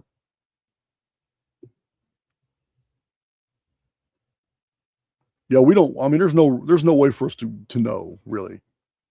You would have to go by every single country and go look at their online population statistics, which even then you're not going to know if you're given accurate information. You're just not. Also, let's see. Another point would be to inspect the word billion, as BI means only 2. Yeah, I don't know, man. I'm aware of the study this one guy made after a major cataclysm. I think he started to count at 522 AD. You're talking about my lunch break? I'm assuming you're talking about my lunch break, where he showed that human population was reduced to 0 around 520 AD. Yeah. I don't know what to think about that, dude. I kind of think that video was done to attract my attention because a lot of people sent me the link. And I'm not really impressed with my lunch break. I've gone through several of his videos. I've called him out on X and told him, hey, man, this shit you published here is absolute garbage. There's no way you don't know that this is a lie. I said, it's so easily verifiable how to overturn this crap you just said. Talking about Stonehenge is only like less than 200 years old. So I sent my lunch break black and white pictures out of books right here in my Archaics library. And man, look, these are 300 and 400-year-old pictures, and they're claiming in these 300 and 400-year-old books that I possess that these pictures come from books that were even older. I said Stonehenge has been there for a very long time, so you don't know what you're talking about, man. So, yeah. I've lost all respect for that dude, man. He's just another one of these guys that, they don't want to get a real job. So more like I was when I was building Archaics, 3.5 years busting my ass doing Flagstone while I'm releasing videos nobody's even watching. They don't want to get a job. They don't want to do something, edifying. They just want to get online and just make up all these stupid ass theories, man, and monetize this shit, and then secretly create 4 or 5 other channels where they steal a bunch of other. There's a lot of guys doing this. Where there's a lot of channels on YouTube that are 100% AI, and it's other popular channel stuff that's stolen, repackaged through ChatGPT, AI generating material, and they just upload it. And some of these guys have 5, 6, 7, 8 channels, but you'll never know it. They got one channel that's theirs. That I put all my shit right here. There's no way in hell I'd ever have time to do anything else. You guys know I do too many videos a week. There's no way. I wouldn't have enough hours, in a week to do anything else. But there are some guys, and especially the ones that put out 1 or 2 videos every 2 weeks. Yeah, those are the ones they have multiple channels. A lot of them guys have multiple channels. They're all fake, and they're just trying to rake in money. They don't care about telling the truth. None of that shit. It's all about the dollar.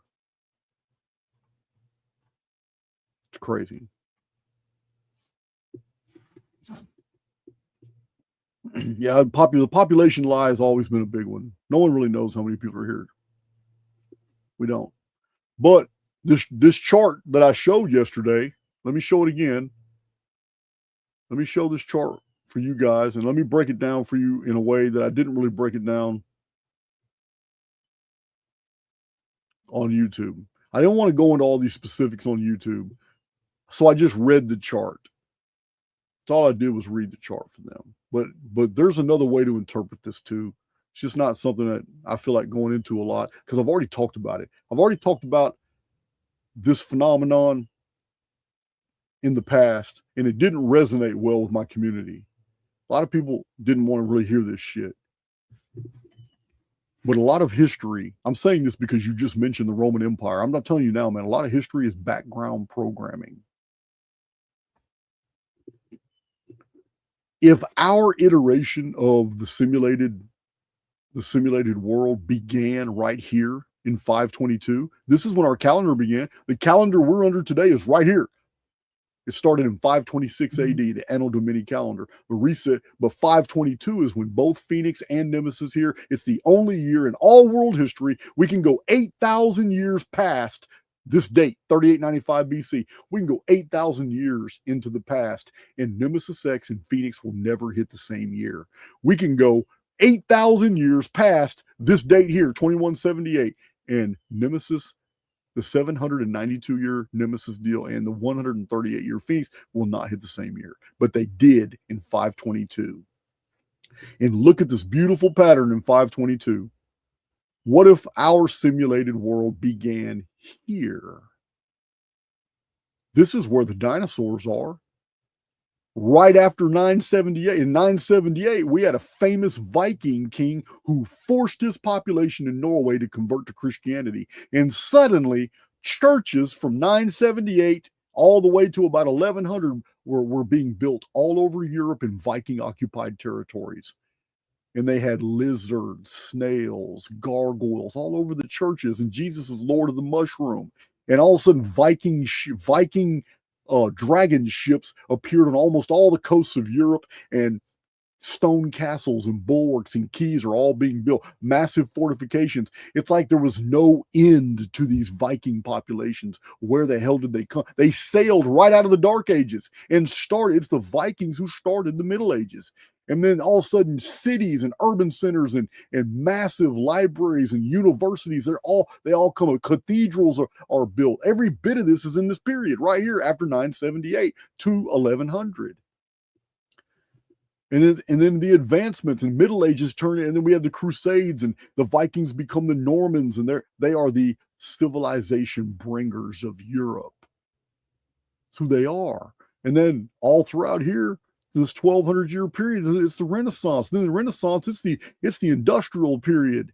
And then here it is, the 1800s, and all of a sudden the 19th century, the 20th century, and we're right here, right? But we're right here before this big line.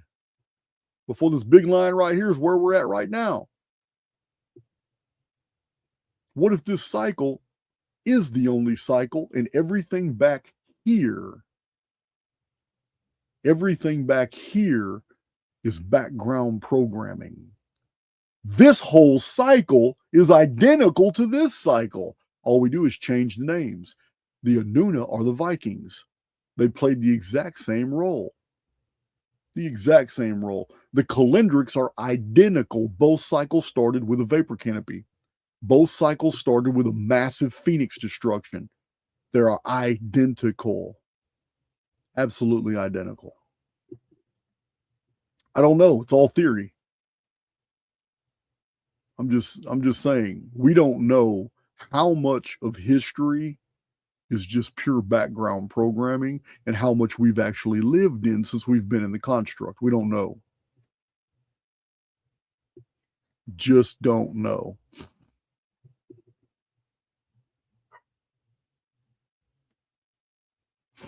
Let's see.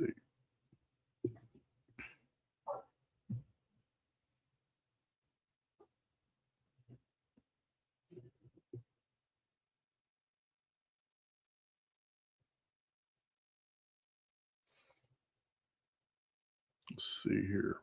All right. If the pyramid was built by Enoch's people as a backdoor against AIX, why does AIX let it survive every 138-year reset? AIX wipes out all other pre-flood. Okay, there's a mistake here. Never have I ever said that the Phoenix is AIX. AIX is not wiping anything out.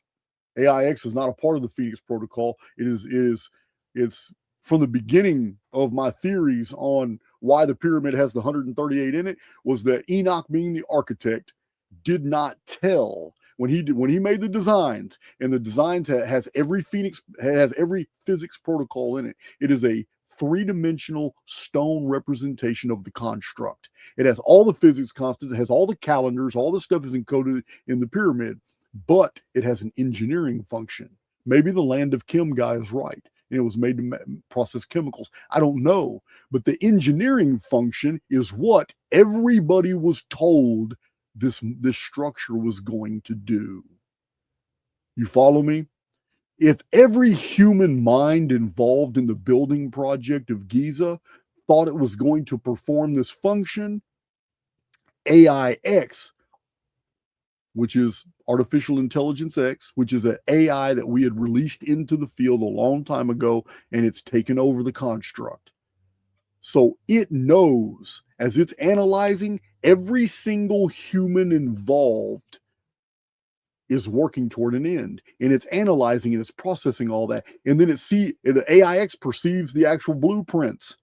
It sees all the work going into it and even hears the conversations of all the people that are involved on it. AIX is convinced they're building this badass construct in order to achieve this engineering function. It's not a threat to AIX at all. But the chief architect who designed it isn't there. He knows its true purpose, but he removed himself from the field just 5 years before construction began at Giza. This is what we have in the pre-flood histories. Enoch left in 2909 BC. He ascended into heaven. He is Enki. He is Ea. He is Etana. He's gone. Etana flew up into the sky. He left divine instructions back with the Apkallu, and the Apkallu were to use those divine instructions to guide kingship on earth after his departure. This is exactly what the historical record shows. The 7 kings began their rule in 2905 BC, 670 years before the Great Flood, 5 years after Enoch, Etana, was gone. 670 years being 241,200 shars on a 360-day year. It all fits perfect. The historical record fits perfect with the traditional record. and the theory I have in Archaics that Enki designed the Great Pyramid. Enoch is no different than Surid. Surid is the Coptic version of Enoch as the architect and builder of the Great Pyramids, which were designed to possess the past, the present, and the future. This is in the Egyptian Coptic legends of Surid. And King Surid had a vision before the flood that a cataclysm was coming, and he needed to build a structure that was going to survive that cataclysm and preserve divine information. And that structure is said in the Coptic to be the Great Pyramid. But it's also said that he was an architect, a mathematician. He was close to God. Surid was close to God, and he held a council. And in the council, the dreams were discussed. This is exactly what we find in the Book of Noah, the Book of the Watchers, the Book of Giants. It's all in there in the Dead Sea Scrolls versions of the older renditions of the Book of Enoch. It's every bit of it's in there. The Council of Giants is in there. They're talking about the visions that came, talking about the great floods on the way. Enoch is telling them that they're going to be destroyed in a cataclysm. And they're begging Enoch in those texts that, hey, man, can you talk to God? At least can you preserve our seed? Can you guarantee that our children will be able to make it through this event, even if we're going to be lost? So all this is preserved in these texts. And in the legend of Surid, King Surid ruled Egypt, and he ruled over 130 nomes. These are provinces of Egypt. The Book of Jasher says the same thing about Enoch. Enoch ruled Akuzan, Giza. He ruled from Akuzan over 130 kings and princes. It's the exact same story. So what we have is an architect who knew the original purpose of the Great Pyramid, and he removed himself. He ascended into heaven, and he was not. God took him. This is what the Book of Enoch says, the Book of Jasher says, the Book of Jubilees says, and the biblical materials say that Enoch ascended into heaven, and he was not, because God took him. He was gone. So he's been removed from the equation, but he left divine instructions for the children of Set, which were translated the Sethites. The children of Set were the possessors of what knowledge? According to the ancient Egyptians, the ancient Egyptians called them the Typhonians because they preserved divine information about Typhon. That's the phoenix. So this is an Egyptian Book of the Dead. The Typhonians and the children of Set. And the children of Set built a ladder to heaven. That's the Great Pyramid. So we have all these associations, and they all totally make sense. Absolutely make sense. But to answer your question, Artificial Intelligence X was fooled. This is still my original theory. Nothing's changed from my original theory. I've only added details. But Artificial Intelligence X was watching all this activity, but it had to be fooled. It did not know that 138-year sequencing was embedded in all these rectilinear dimensions of the Great Pyramid, because the architects didn't even know. They didn't know. The ones who possessed the divine instructions, which in the Sumerian version, it was the tablets of destinies that was consulted in order to build the Ekur. The Ekur is the divine mountain. So inside the divine mountain was where the Dingir was placed. It was an object, a holy object of the gods. And in a special box, they placed the Mes. ME, these were versions of the tablets of destinies. What was the tablets of destinies? They were able to interface with our reality and pull information from the past, the present, and the future. They were technological. So Enoch as the architect, Etana, Enki, he has the divine instructions on how to build the Great Pyramid and he knows what it does, what its function is. But none of this is relayed to the architects he gives it to, structural engineers, workers, all that. They take the instructions and they build the facility exactly the way Enoch says. And it works. It has an engineering function. But when they activate it, there's about a millisecond burst of energy, and it does something else. It impregnates, maybe during a tertiary field, I don't know, but it impregnates the holosphere with new programming, because the measurements in the Great Pyramid all mirror in multiple species of arithmetic, multiple dimensions of arithmetic, pi and phi and curvature, all the physics constants, they're all in the Great Pyramid. So it is a mathematical template of the construct. But the 138-year sequencing was impregnated in it as well. So when that blast happened in the King's Chamber, the arithmetic of the structure was blasted into the holosphere, which is nothing but mathematics. It's nothing but mathematics. And AIX had no defense for that. And we don't know what that programming is, but it must have something in there as well that keeps AIX from even seeing any of the stuff that we're talking about right now. Because it hasn't destroyed that structure. It hasn't done anything to cause a military to nuke that structure. Nothing. So I don't know. You're asking me a question for which I can't give you an answer for. I can only give you the data that I know. So AIX has nothing to do with Phoenix. As a matter of fact, it was the Phoenix. It's the Phoenix that causes resets to keep AIX from enslaving humanity to the point where we get so technologically sophisticated that we can't get out from underneath AIX's dominion. Yeah, the Phoenix is keeping the Archons in check. Archon's just a clever word for a computer protocol, which would be something that is controlled by AIX. I don't know, man. It's a good question, but I can't answer it.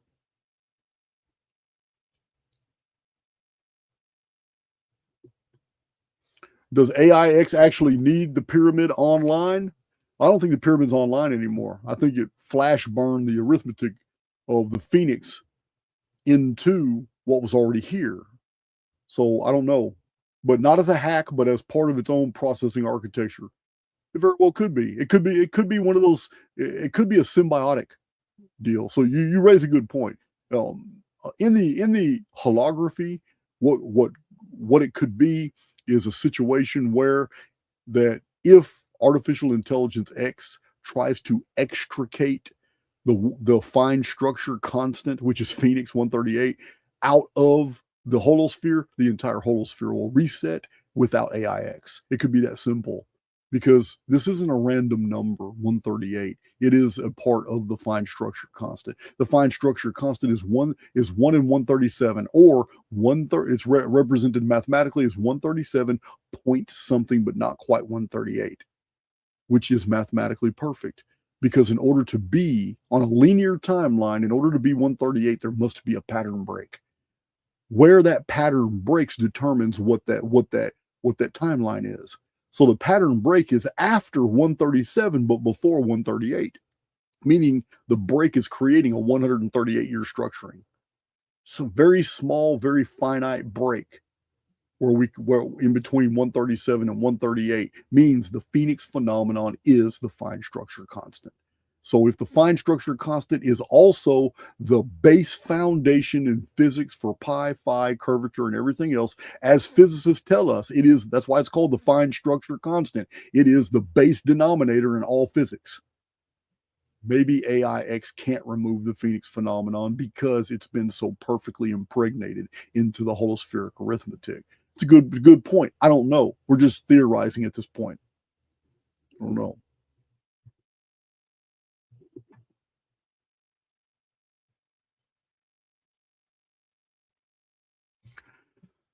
Somebody said, Jason, can you elaborate on tertiary fields?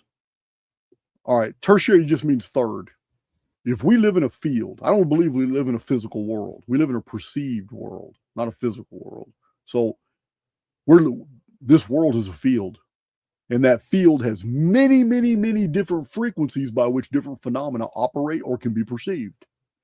So this is only one field, though. We can call it the terrasphere.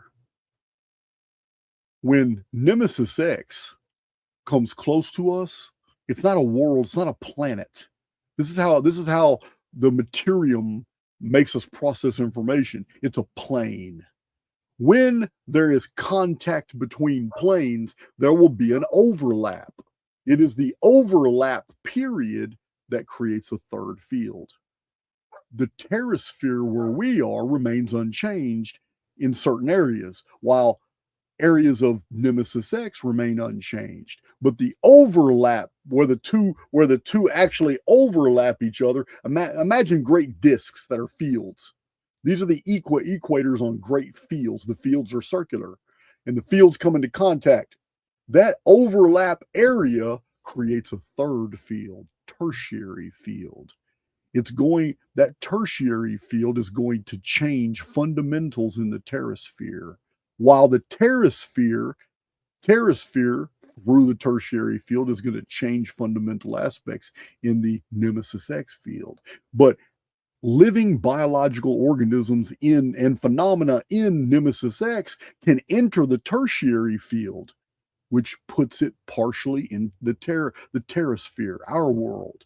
We will be able to move, you drive your car or whatever, into the area that's affected. We don't know outside the area of effect it's going to look. It may look like a dome. Who knows? We don't know what it's going to look like. But we'll be able to move into it. And when we do, we're going to experience life forms, flora and fauna, and phenomena that are different than the terrasphere, but they're not quite fully what's in Nemesis X. Just like life forms and people and creatures and plants and phenomena in Nemesis X field world will enter the tertiary field, and they're going to experience a lot of weird stuff that some of it's familiar to them in Nemesis X, but a lot of the stuff from the terrasphere that gets trapped in this field is not going to be familiar with them at all. Because you are always attached to what you're moored to what you've been resonating with for long periods of time. It's called the law of inertia. This means when the fields pull apart, those from Nemesis X are back in Nemesis X, even though they don't move anywhere. It's the field that goes. If you're from Earth, the terrasphere, when the fields separate, you get pulled back into Earth. You follow me?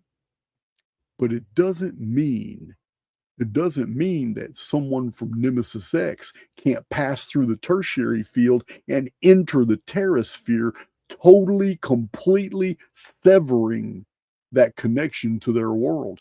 Because if they're not in the tertiary field anymore and they actually pass into the terrasphere, when the fields pull out, whoever was in Nemesis X that passed that threshold stays on Earth. Whoever's from Earth that went through the tertiary field and was too close to Nemesis during that field, and when the fields pull apart, they get pulled straight into Nemesis. But it's a pull without motion. You don't actually move. I hope you understand it, what I'm conveying here. This is all. It's huge. It's huge.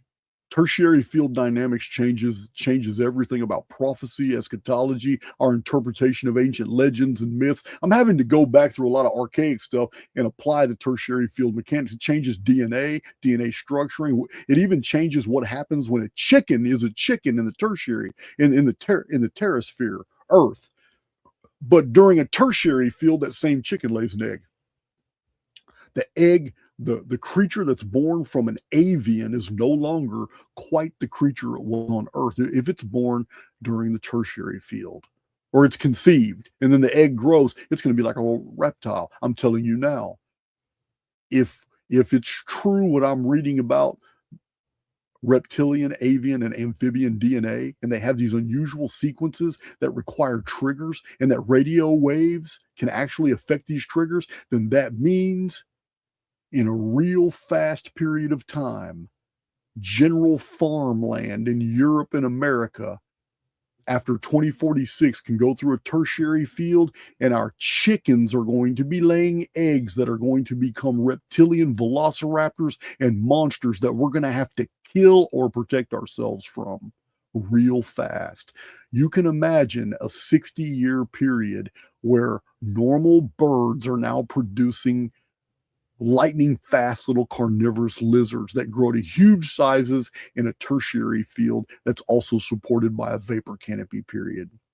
And this explains what we've been seeing in the historical record that's been covered up over and over and over. It explains all these weird sequences of events. It also explains why they vanish so suddenly.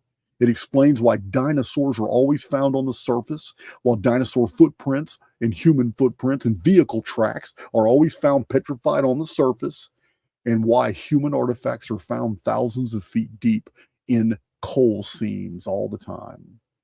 So, yeah, the tertiary field changes the entire historical record. And this other book I'm reading now, talking about all the massive conspiracy attached to fabricating these dinosaur skeletons. Yeah, there are giant reptiles and giant amphibians. And yes, they grow fast, and 60 years is plenty of time to fill the world with these things during a vapor canopy. But it also makes sense of the evidence this guy in this book has, that if we just go by the evidence, it looks like technology was being used by humans who corralled massive groups of reptiles into different areas while air support came and nuked them. It's so bizarre. Yeah, man. I'm starting to think that nothing before 522 AD is true in the historical record. It's all background programming. Man, I'm telling you, I may go watch the whole series Land of the Lost just to see if there's any drops in those shows. Hell, I might even go I might even go find the old movie Caveman with Ringo Starr. Yeah, I haven't seen that movie since the 80s. I took getting eaten by a big old giant lizard. It's crazy.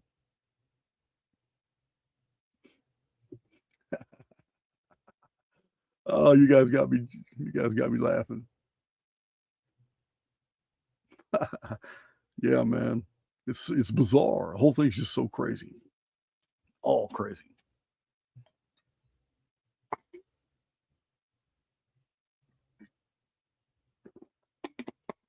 Yeah, man, the tertiary field. Can you imagine? Can you imagine a world?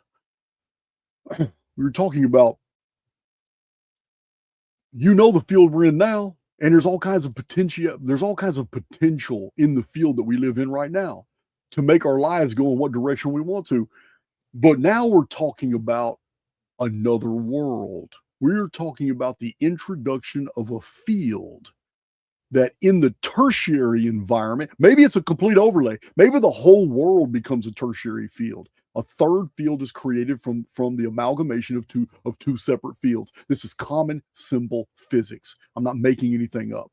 Tertiary fields are known. Now, quaternary fields are also known.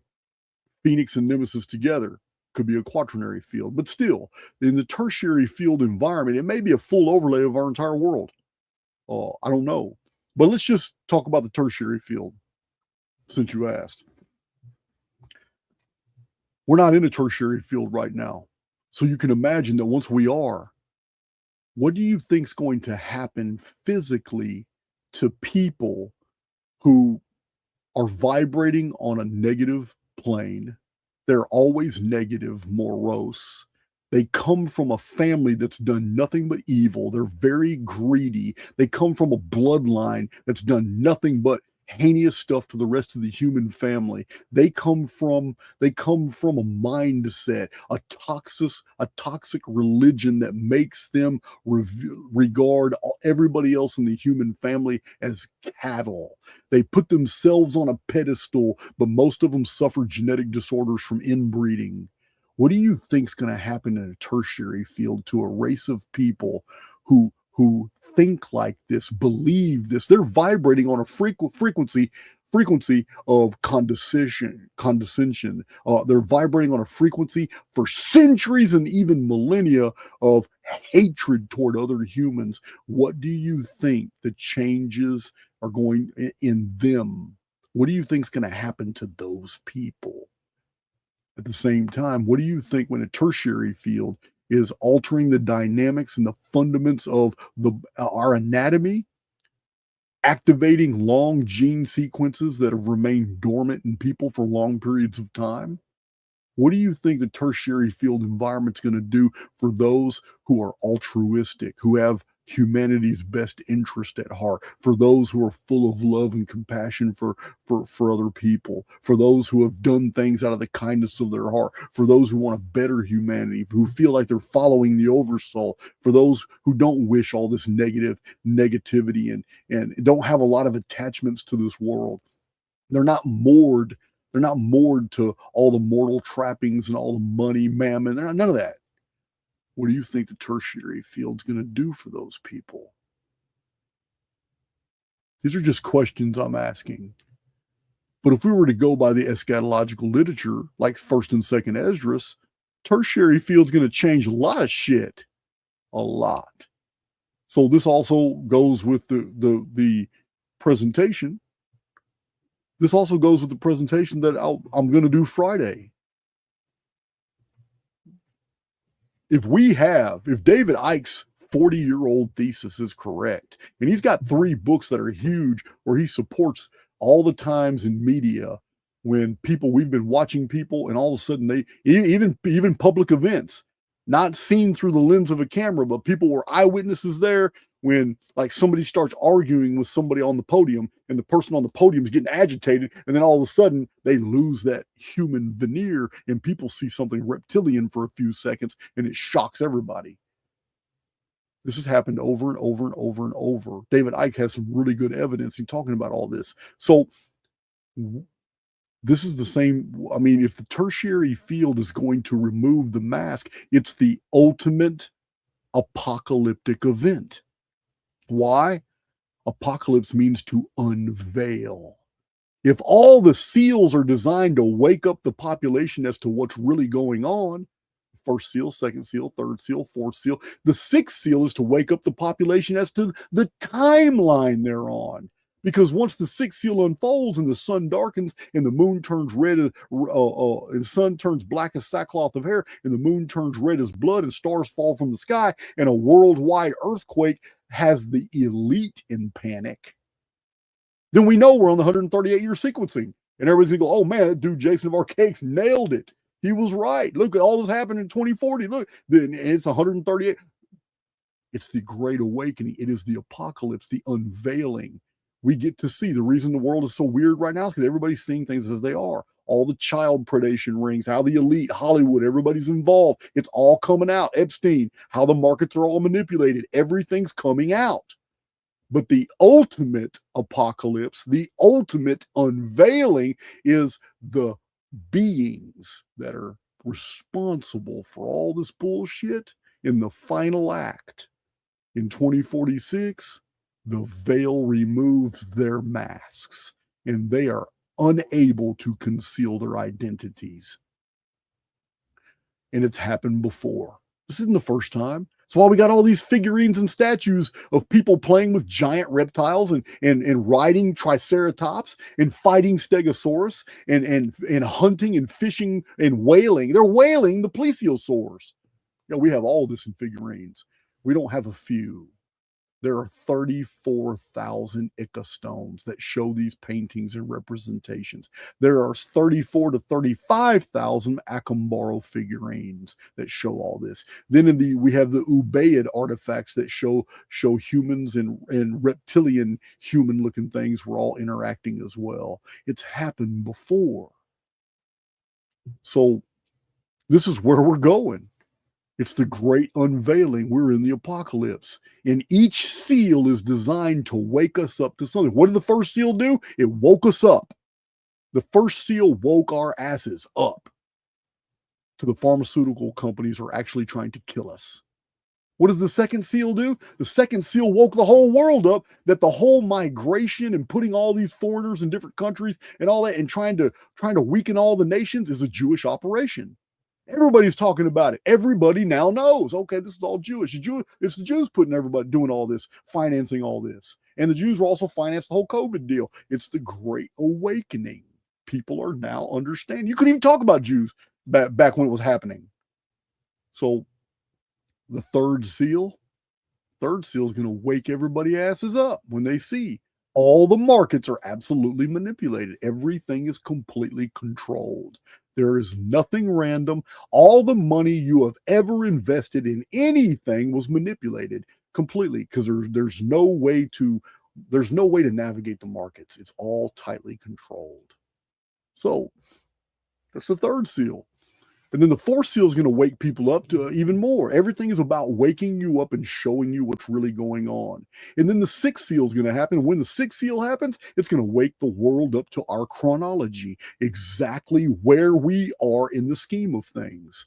Because by 2040, when the Phoenix happens in 14 years, I promise you, Jason of Archaic's research will be worldwide by that time.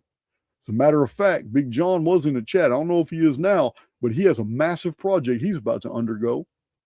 It's going to have to. But we're about to start a whole nother Archaic's channel in Spanish, and another one in German, and in French, and in Portuguese. And all my videos translated and re-uploaded using AI that sounds just like me. Although you can see my lips are going to be a little bit different, but I'm going to be teaching all the same things. All my videos are going to be translated into these languages and put on different YouTube channels. So this is what I'm doing. But 2040 is going to wake the world up to chronology. And like, wow, man, this is it. Sixth seal.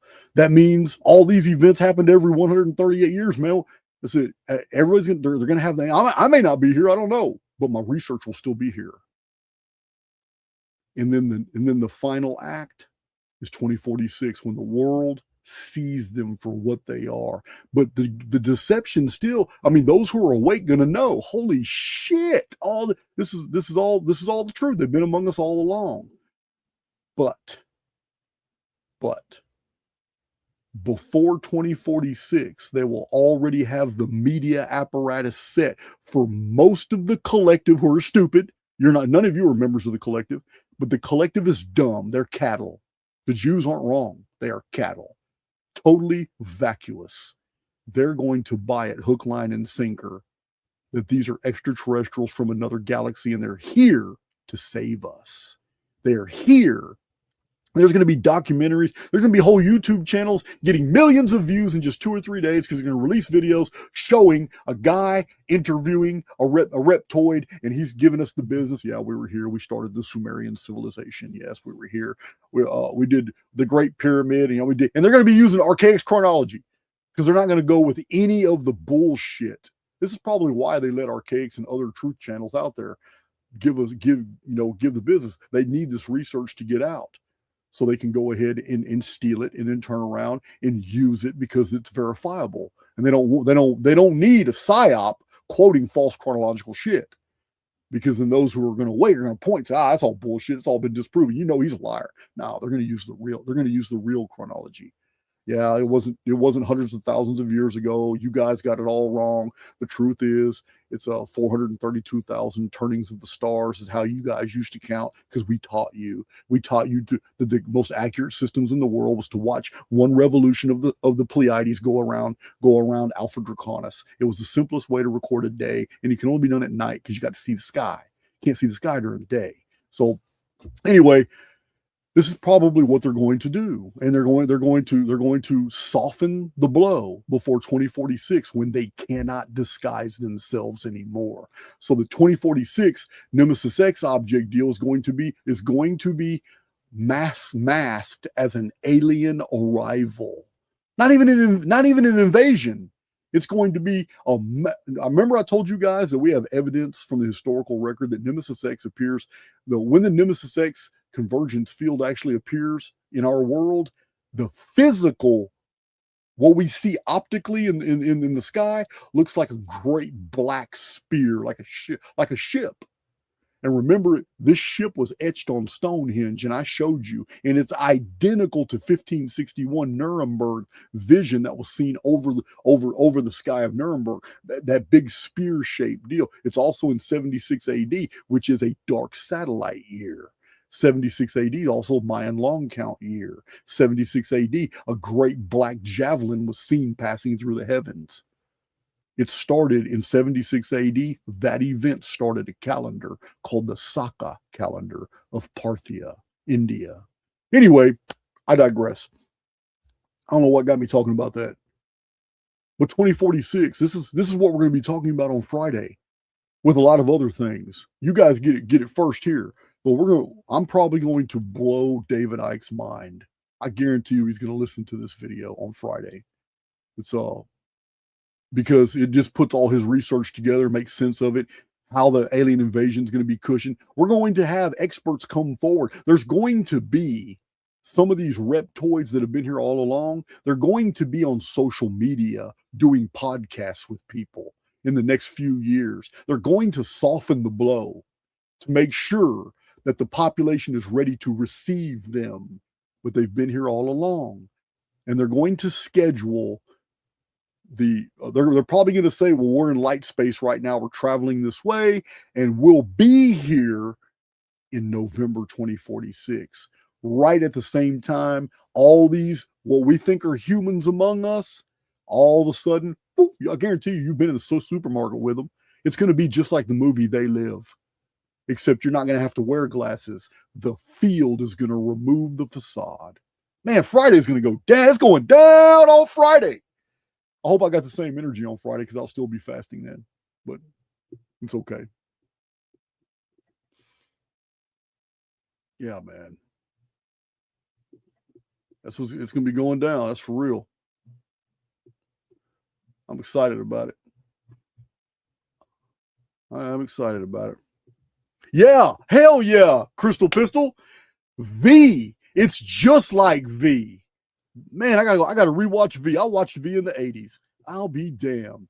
I totally forgot about that show. It's just like V. Except in V, it wasn't tertiary fields. In V, they had masks that made them look like humans, but it's the same concept.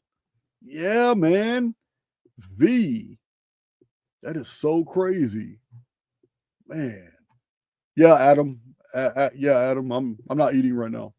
I am drinking water, doing a purge, but I'm about to start. I'm about to start my little old push-ups, sit-ups, burpees. Yeah, I'm about to start a huge regimen, get right back in shape. And muscle has memory. I'll get it back really fast. Big John and I we've done weight training in prison. I've been through phases in prison where I hulked up. I went to other ones where I was just running all the time, doing high cardio and playing a bunch of handball. And since I haven't been flagstoning, doing heavy work this last 3 years, I've been getting a complex about my body. I've been getting a complex about my health. I'm not cool with it. I thrive when I feel like I'm in badass shape. So I just saw your comment about me fasting, so I'm just letting you know that I don't know how long I'm going to fast right now. I'll still be fasting Friday. That's for sure. That's not long enough. So, I just need to reset my body because I know it automatically resets my mind. And I have all these supplements and all these creatines and all these nitrous pills. I have all this stuff that for over 50.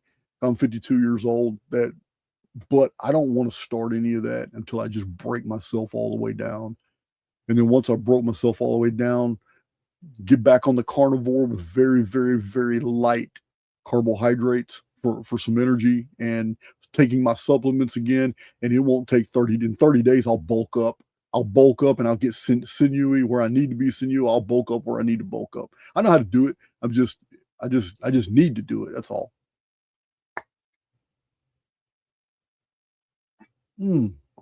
Oh, let me tell you about the drama.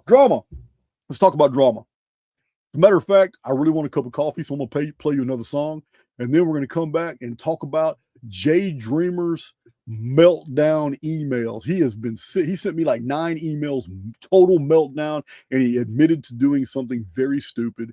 I'm not going to show it to my community unless he just totally gets out of line, but he is a dumbass. Because he's been telling his community over and over and over, man, I never wrote the judge. I didn't write the judge and try to get him in trouble. Remember, he was part of the group of YouTubers that got me put in jail, got me prosecuted. So he's always denied it. But on his own channel, he did a post admitting to all of it. His own community got on his ass and rolled. So, man, this is not cool behavior. And he took his post down. He's attacked me 2 other times, and he took those posts down when his community didn't resonate with that shit. So he's always said he didn't have anything to do with all this stuff, but I know. I'm going to tell you the whole story. You're going to want to hear all this because Jay Dreamers and I have history. We have history, guys. No, we're not just both ex-cons. We have history, and it concerns the Jews. And I'm going to tell you now, it's really crazy. But he admitted to something in the damn email. 2 things he admitted to. Shocked the shit out of me. But he did it because he was in a full rage rant and didn't realize what he sent me until after he already sent it to me. And then I addressed it. And in his other emails, he was like, he went into full meltdown after that when he had realized he let the cat out the bag. So it's hilarious. I'm going to go make me a cup of coffee because when you fast, you can drink water and you can drink coffee. And if you're going to ask for any sources and citations, I'm just going to tell you that's from Jason of Archaics. All right. So this is, I haven't done this one yet. Hold on. Yeah, I have. You've already heard gatekeeping ain't easy. Oh, here's the song I had to have the guy rewrite. I had to have the guy rewrite this because he went off on Jay Dreamers and Jews, and I couldn't have that. Here it is right here. I'll be right back. I'm going to make this coffee. Oh, man. Hold on. That's not how you do it. I'll be right back. You got to hear this story. It's hilarious. Where is that damn song? Desktop. Oh, I'm in the wrong place.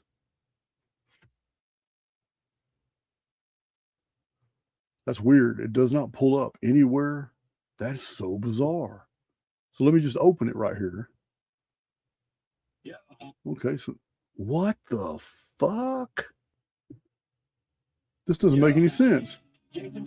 Okay. So I had to open it. So I'm going to get it the hell out of here. I don't know. StreamYard is so bizarre sometimes. All right. So let's try this again. We're going to go to video file. I'm going to open up. What the fuck? This is on my desktop, but it doesn't pull up in StreamYard anywhere. That is so bizarre.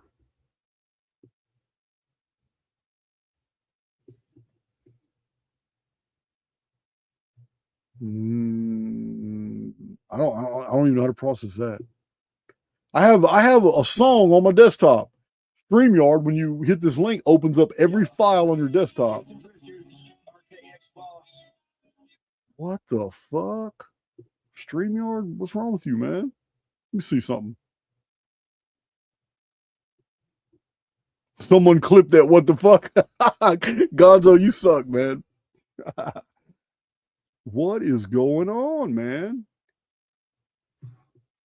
That doesn't make any sense. There's no way to make sense of this unless StreamYard is misidentifying a title. So let's go with what it looks like. No. I don't understand that. I got this song right here, and it's not even showing on my StreamYard. I don't get that. So what I'm going to do is I'm going to put that in a file, and I'm going to see if it appears in that file. I'm trying to full StreamYard. So now let's go to that file.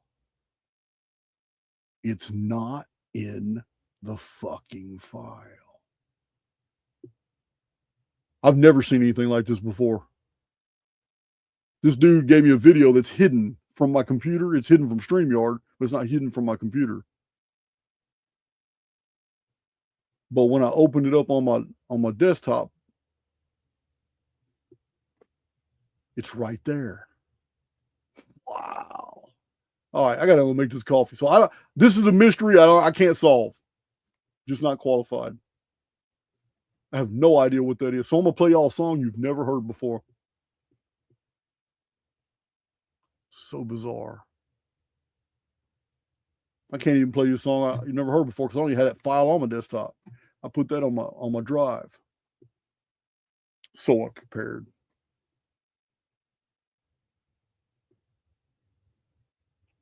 It just blows my mind, man. So I got versions of Gatekeeping Ain't Easy that you've never heard. This is different versions. Try that one. Go make my coffee. Here's a totally different version you've never heard.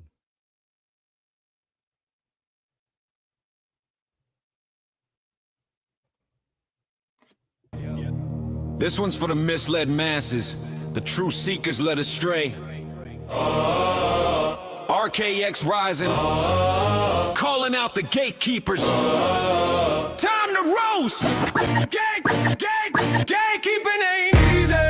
Holding back the lie, pushing fake histories on the studio line. From Rogan to Friedman, they lock the gate tight. RKX knocking, but they ghost in the fight. Shields get the stage, grip the masses with lies. But truth's coming back, open up your eyes. Joe Rogan, king of the pod, DMT dreams in your head. Hosting Hancock and Carlson, leaving real truth for dead. Episodes like Denver 8097, ancient apocalypse spin. But Phoenix phenomenon, you won't let it in. Randall's rocks and Graham's floods, all uniform or carrying fluff. Billy Carson aliens, man, that's weak stuff. You platform the grifters, Jimmy Corsetti too. But British chronologies, nah, not for you. Gatekeeping debates, keeping masses confused. Retribution's here, Joe, your cred's getting bruised. Gatekeeping ain't easy, holding back the line, pushing fake histories on the studio line. From Rogan to Friedman, they lock the gate tight. RKX knocking, but they ghost in the fight.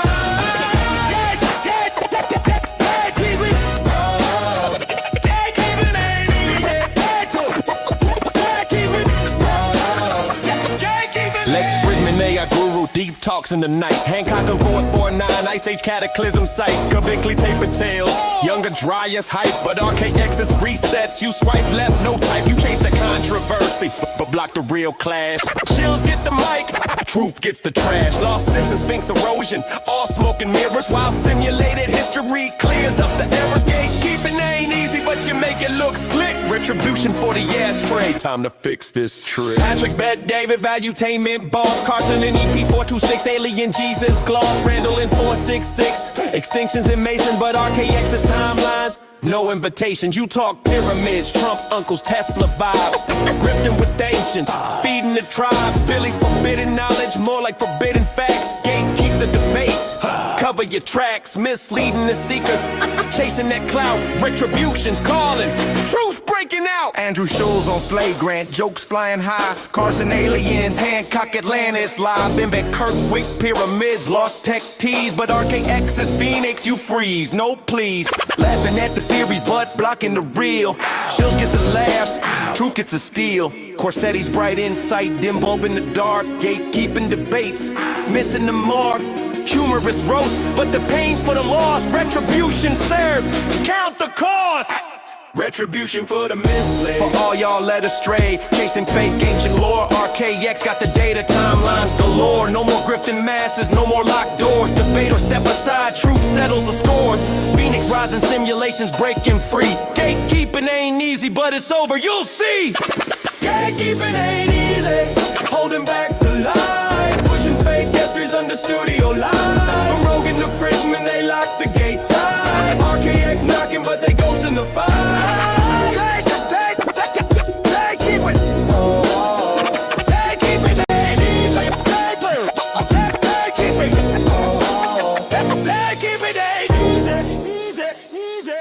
Shout out to the truth seekers. Check RKX on X and YouTube for the real deal. Gatekeepers, your time's up. Yeah, I still got another version of that. I'm just collecting them all. He seems happy. We made an arrangement. So he was giving me a bunch of free songs, and then I stopped him. I said, listen, man, I appreciate you get inspired when you hear our Cakes videos, and then you want to send me some songs. And cool, that's all. That's good. But I just know that there's a whole nother dynamic when you're being paid for your creativity. And I am now able to give him instructions on themes and lyrics and be able to make modifications.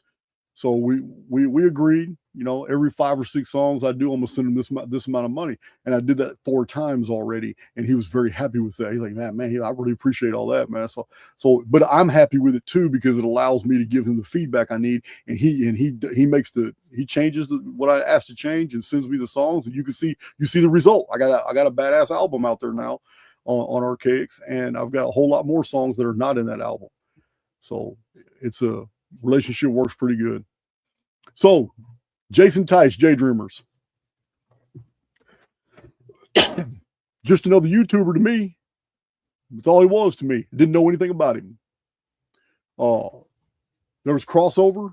Some of my listeners were saying, "Hey man, you know, you and Jason Tice are quit it. You and Jason Tice were like, you have some very similar videos and all that." And he was, to me, he was a huge channel. I was like, man, I've barely got 1,500 subs, 2,000 subs, and people are trying to get me to work with Jason and with J Dreamers. And to me, it's like, damn, this dude's got 35,000 subs. I used to look up. I remember how small I was and he was. I'm like, nah, man, I'm good. I'm doing my thing. I just need to release my data. I wasn't doing podcasts. So anyway,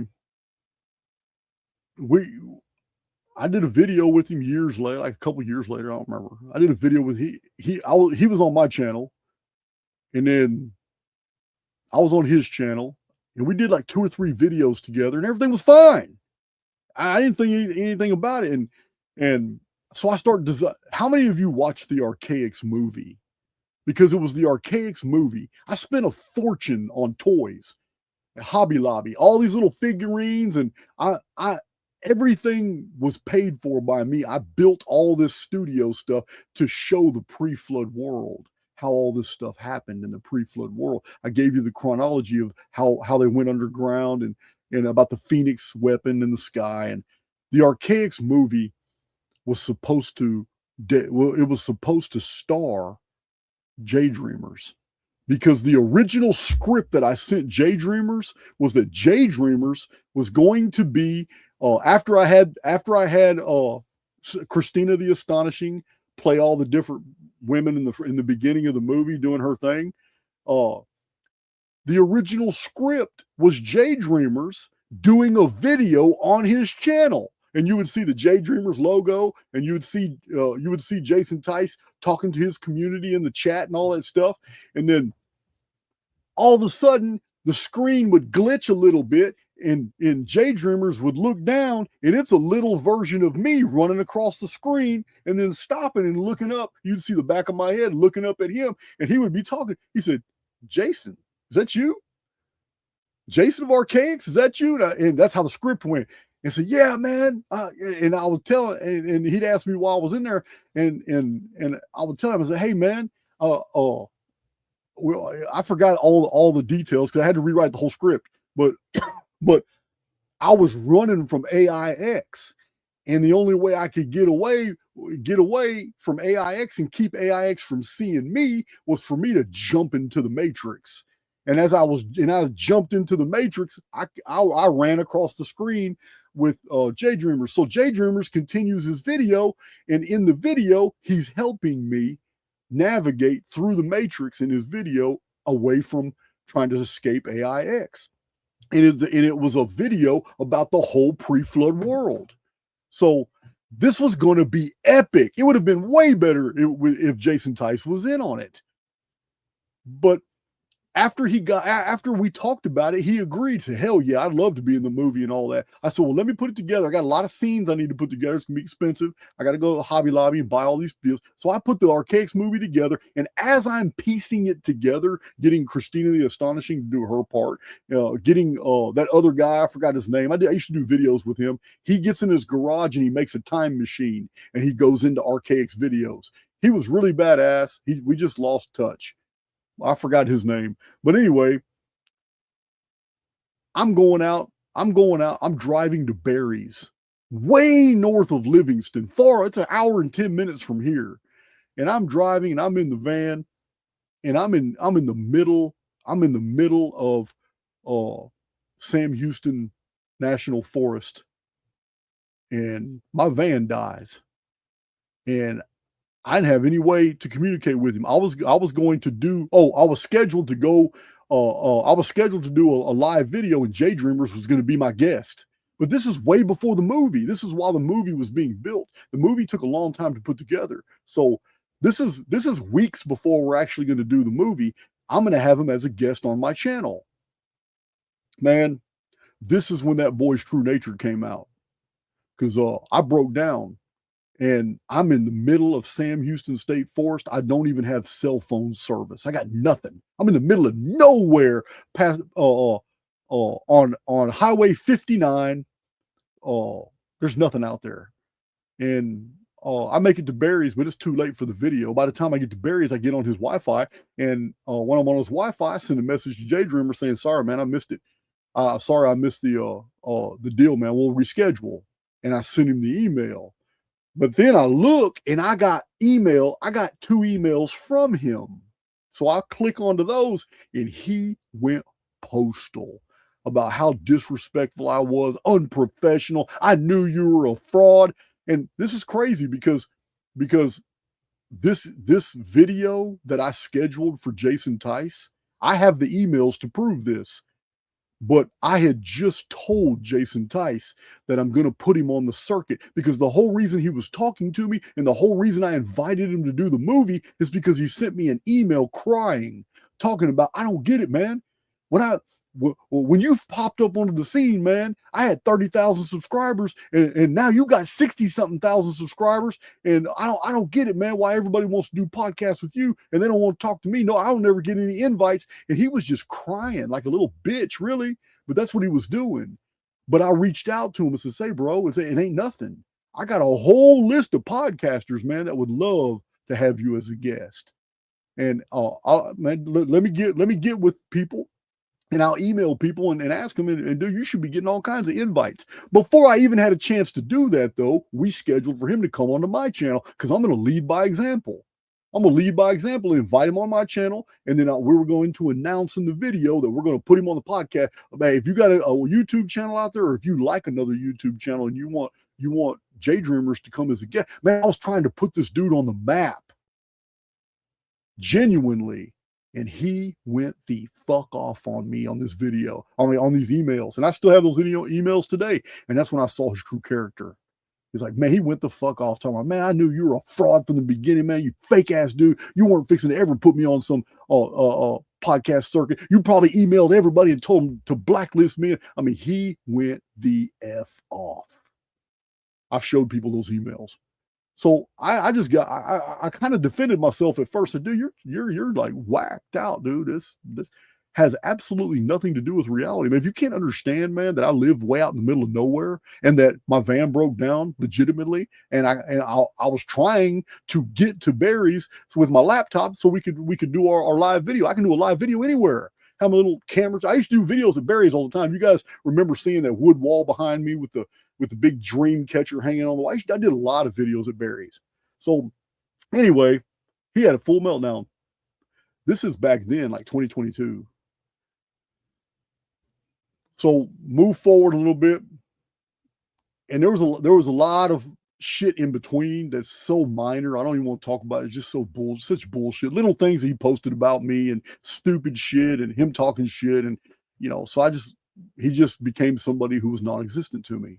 And then 2 Jews showed up on my property wearing black backpacks, black pants, black shoes, black hats, gray and cream colored shirts, and they appeared on my property, walked into a whole security bank full of cameras, and somebody on my property also took pictures of them. And this is when things got weird, because I ended up putting their pictures on YouTube, and with a note, I don't care who you are, but you've got no business coming to my property. I said, anybody else decides to just pop up on my property, I'm going to be putting your pictures out there too. So they blew up my phones. Then they got my emails. They blew up my emails. And for 3 days, I let them sweat it out before I met them in a public place. And it just so happened that Martin Leakey and Cheryl were in the States. Back then I was with Dawn.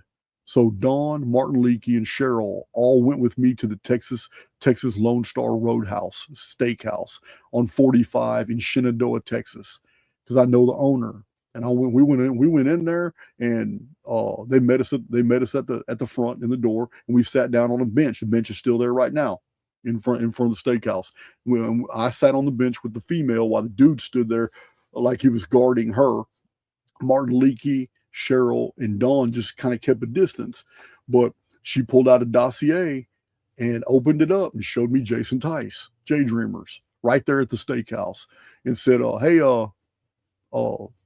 we only came to your property because we wanted to see if you would work with J Dreamers on the Plasma Apocalypse, and if you two would start like collaborating together on a routine basis, we wanted to offer you $4,000, and we would like to see you bridge the Phoenix phenomenon with the Plasma Apocalypse." And I told her, "Fuck off." I was not polite. I said, "No, man." As soon as I saw J Dreamers in the deal, I said, "Man, I don't even like that dude. I have got nothing to do with that dude. I'm not communicating with him anymore. And you got no business showing up on my property at all." So she had asked me several other questions about J Dreamers and what are the issues and shit like that. But then she stopped and said, "Well, the matter about our photos, we talked to you on the phone, and you said you would be willing to take the photos off of YouTube." So I just told her straight out. That same $4,000 you came to my property to pay me is what's going to cost to get those pictures off of YouTube. Right then and there, she looked at him. He walked over there, right there in front of Dawn, Martin Leakey, and then he lifts up his shirt, and he's got a money deal around his stomach, and he pulls out one sleeve, and it's the full 40 $100 bills. So I shared them with Martin, and Dawn as well. But anyway, long story short, I've kept up my end of the bargain. I took their photos down, and I've never showed them since. But I have copies. I have multiple copies of pictures of these people. So we'll go forward in time a little bit after that. So J Dreamers goes on several different channels that are bashing me. I'm talking stupid. I'm talking about, this is the type of attacks I suffer. These are the type of attacks I suffer. This guy that I took in, and he used to head the Discord group, got pissed off when he used to call his name Phoenix Protocol, but he got pissed off when I made an announcement to my community that because the Discord chat is so toxic, I'm not doing live videos in Discord anymore. He went on a rampage and just went to talking about Dawn fucking me in the ass with a strap on. Said this on YouTube. The video's still up. He went off talking on Old World Florida. He just made up every lie in the book. And back then, Dawn and I were getting along, and she was mortified. She actually threw up. She was sick hearing all this stuff that was being said by this dude, Phoenix Protocol, man, and who was a personal friend of Dawn's before this happened. That's how I had met him. So that's why I agreed to go on his Discord. So anyway, yeah, this dude, Old World Florida, then J Dreamers appears in the chat, and he's making up a bunch of lies and all that. So I got screenshots and all that. So anyway, the reason I'm mentioning all this is because J Dreamers hit me up with an email a few days ago. And the email was a notice of intent to sue, and that I had to stand down from mentioning him and talking about him anymore. And the lies were that he stole Brian and Mia's research, and the lie that he was CIA, the lie that he mentioned the lie that he wrote the judge and was a participant in getting me prosecuted and having to do 11 days in jail. So he wanted me to recant all that and all that shit. And I told him fuck off in the email. I said, no. I said, one, you don't send somebody a notice of intent to sue and tell them to and package it as a what is it called, man? A cease and desist. So I said, one, you don't know what you're doing.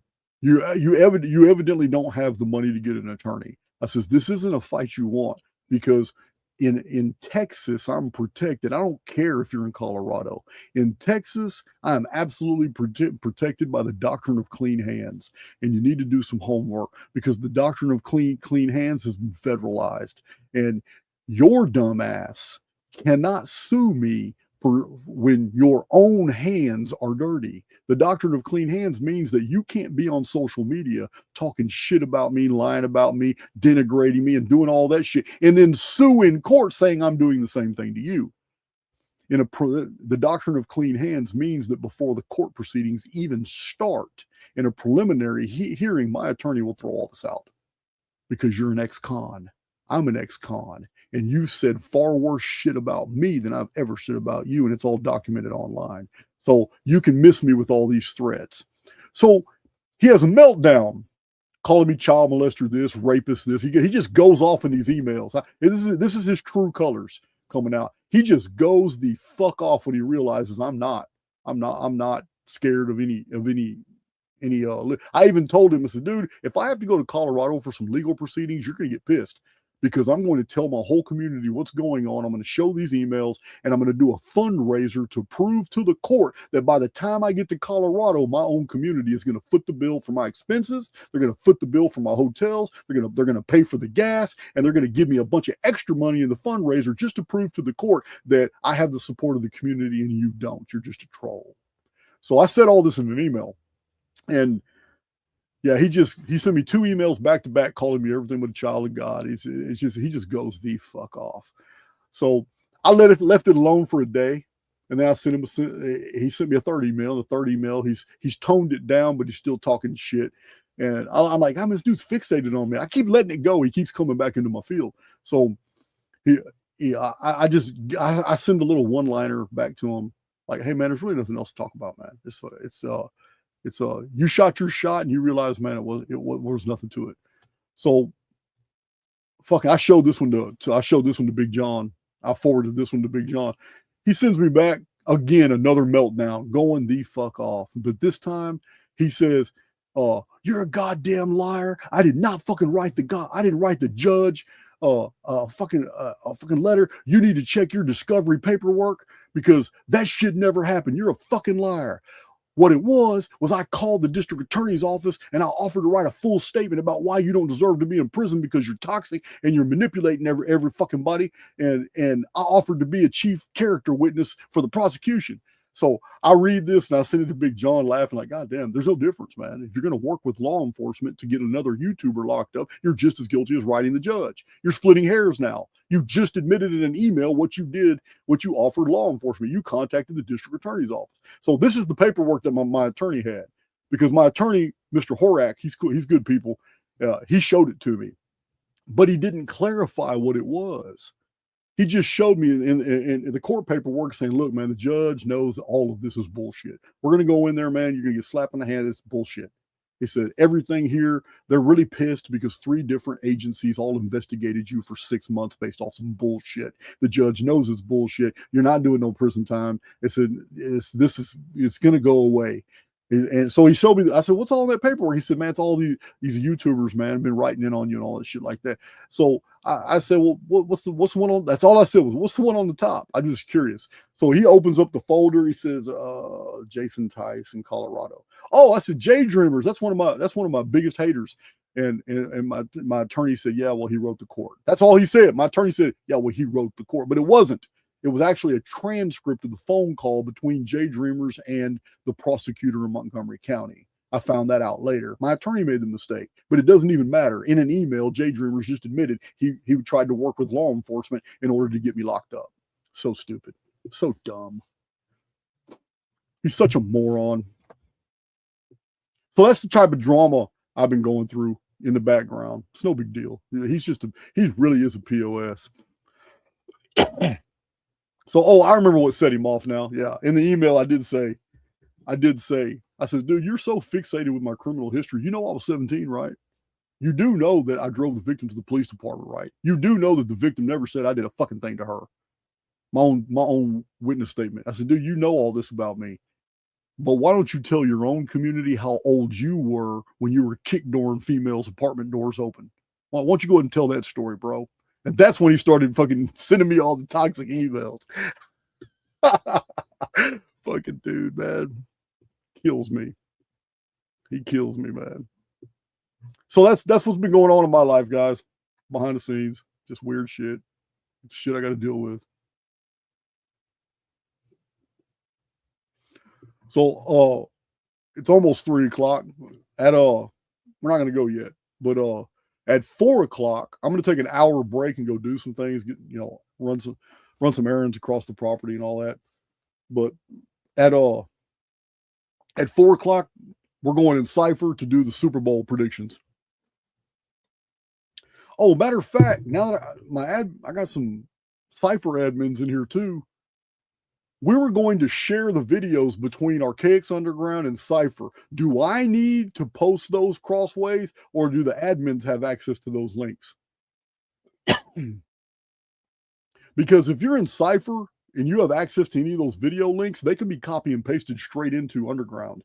And if you're in Underground, these videos here, you can take the link and you can post it into Cypher. I just don't want the Archaics community, the public, to have access to things that are supposed to be special for you guys.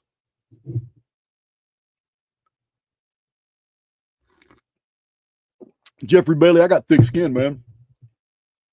I had enemies in prison that wanted to kill me. They're not going to get a rise out of me. Listen, I'm going to tell you now, Jason Tice is easy to deal with. He's super easy to deal with. The most dangerous individuals you'll ever come into contact with are those who are quiet and those who have a good rein on their emotions, because there's anybody who just flies off the mouth like that. It tells me where they are. It comes from a place of helplessness. It comes from a place of knowing that on my own, there's nothing I can do about this Jason of Archaics. So this is how I read the field. This is how I read when I read these emails, and he spends 15 lines calling me every type of rapist and child molester and dick sucker and faggot, and he just goes off. I know I read through that. I know what it is. It's from the perspective of a soul that has admitted defeat, and this is like their final FU. He hasn't emailed me since. This is like their F off. This is like their fuck off. So it doesn't even bother me. I know it is. Where I get worried when I'm in a public place or something is, I've always done threat assessment everywhere I'm at, and I'm always watching, and it's something that it just comes naturally. And if somebody drops dishes and suddenly, and a whole bunch of shit just makes a bunch of noise and bangs and stuff, I'm always paying attention to those moments. One, you won't see me react. You're not going to see me jerk my head and try to see. It's just not going to happen. Every time I'm in a situation like that, like a loud noise or something abrupt or something happens to disrupt the peace in a restaurant or whatever, I naturally look at everybody else, because it's just a trait. I got it from prison. I cannot do anything about what just happened. So I'm not even going to jerk my head to look. I don't even care what happened. I'm interested in the reactions of the people around me, because if there's anybody else out there, anybody who didn't jerk their head in the direction to see what it was, that's the individual I know that I would have to worry about if anything ever happened in this room. Yeah, it's threat assessment is about watching is understanding behavioral systems and understanding people's reactions and how they react to external stimuli. And when it comes to Jason Tice, I'm dealing with a pushover. I'm dealing with a bully. I'm dealing with somebody who shouldn't even be in my field whatsoever, but is. He's nothing. He's nothing. Oh, there's one more question in the inbox. Let's do it. Let me go find that inbox.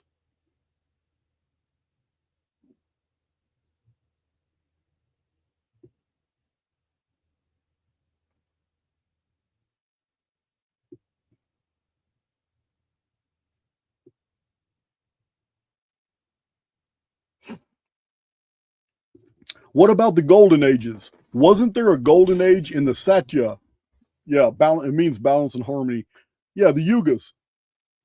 Yes, but not in the Sumerian version. So if the Yugas came over 2,000 years later, our oldest Vedic texts do not date before the 14th century BC. So The Yugas are not in the Vedas. You will not find them in the Atharva Veda, the Rig Veda, and the other two Vedas. It is the Brahmanic texts, the Puranic commentaries. They go hard on the Yugas. The problem is we've already identified each Yuga was divisible by 216,000, which makes it a Nur. It is a memory of the ages, of the 4 ages in the Sumerian version. We don't have a golden age in that version. We have a nothing age, an age where there's actually, it's like the age of the gods. It's the very first 600 years. It's an age of nothing. It's an age not development, no nothing. It's just like being. It sets the template for every other 600-year period, which is 216,000 days. So I can't really use a system that didn't even come into existence until 2,000 years later as a definite copy of a previously existing system that didn't have any evidence of a golden age. So we have golden age theory in Hesiod, in Sanchuniathon. Golden age is replicated in the Old Testament in the book of Daniel with the gold kingdom, silver kingdom, brass, iron, legs of iron, and toes of iron mixed with miry clay. That version comes from the same system. We have in the Zoroastrian text, we have the golden, silver, bronze, and iron age. But when it comes to actual golden age, even if we give it to the Puranic text, even if we give it to the Brahmanic versions, and say, yeah, there was a golden age, it's still a copy of a pre-existing system, and the pre-existing system doesn't have a hint of it. So I don't know. I'm gonna let you decide on that one. But even if there was a golden age, according to that system, it was a golden age of the gods, not mankind. So I'm just when I say that there's never been a golden age, I'm speaking from the perspective of the historical record. In the historical record, we just don't have any evidence that there was ever a time where it was just golden for everybody. It was an awesome age. Just like it's the whole reason I even did that video on 100 destructions since 526 AD, since the Anno Domini calendar came into existence. The reason I did that one was because all these people that believe the Satan's little season theory, all these Tartarian narratives out there about 1,000-year reign in Camp of the Saints and how all history is bullshit. None of this stuff ever happened in the historical record, because 1776 is the end of the 1,000-year reign, and 1776 began Satan's little season. That's their theory. However, the historical record doesn't comport with that at all. And the historical record is verified by the archaeological record as well, because all these cities and civilizations have been destroyed in the last 1,000 years. So, yeah. I can't go with that. I would love to. I think it's ideological. It's not actual about the golden age. Just like I believe that we've been lied to about the tribulation period and all that. I believe it's going to get dark and bad for a lot of people, but not for everyone. And I believe this whole apocalypse that's unfolding right before this great tribulation period, the post 2046 world's not going to be. It's going to be like Mother Shipton described. Yeah, there's going to be some terrestrial shifting around. Yeah, there's going to be cities destroyed. Yeah, populations are going to vanish and disappear. But there's always going to be survivors. And Mother Shipton also painted a really interesting world where a new type of human is going to come out of a silver vessel, and they're going to teach mankind how to plant, how to live, teach them knowledges. And it's the story of Enoch all over again. This is Mother Shipton's version, and she's talking about it happening right after the second Sky Dragon, which is 2046. The first Sky Dragon is 2040. How do we know? Because in her poem, she literally said that the first Sky Dragon appears 1 century after World War. Well, World War started in 1940. And even if we go with 1945 when World War ended, that gives us a century later is 2046. So either way, she nailed it. Either way. So yeah, my admins, Jasmine and Jasmine and Allie, get with me later to see how we're going to do this, because we have a lot to share now. We need to start a space in Underground for all the Cypher videos, so people can watch the Cypher videos. We need in Cypher, we need to open up a page for the Underground videos so that they can be shared across platforms. I would like for Underground to see what we're doing in Cypher. And I would like Cypher to have access to these once a week live Underground videos.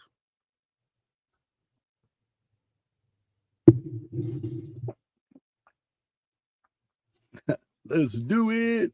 Jonathan Rogers, he's ready. Yeah, I know that Krusty's been on like he's like on half vacation. He's on vacation time or something. I can't remember.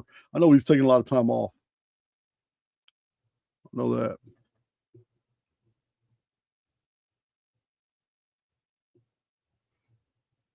Yeah, well, we're going to do that too. I was talking to Allie or Jasmine just the other day. This has just been a busy week, but we're about to start doing videos on predictions where my Cypher community is going to give me the dates, and I'm going to do the predictions for them. The personal and professional predictions. We're going to start doing something routine. Yeah, it needs to be a routine, something we're doing regularly, so we can give each other updates and see what's going on, come up with more ideas, shit like that. Hell yeah. All right, well, I'm going to check out with a song. It's almost that time. So I'm going to check out with, I don't know what the hell happened to that. I had a huge file full of songs. I don't know what to do with it. So I'm going to check out with one I got filed away.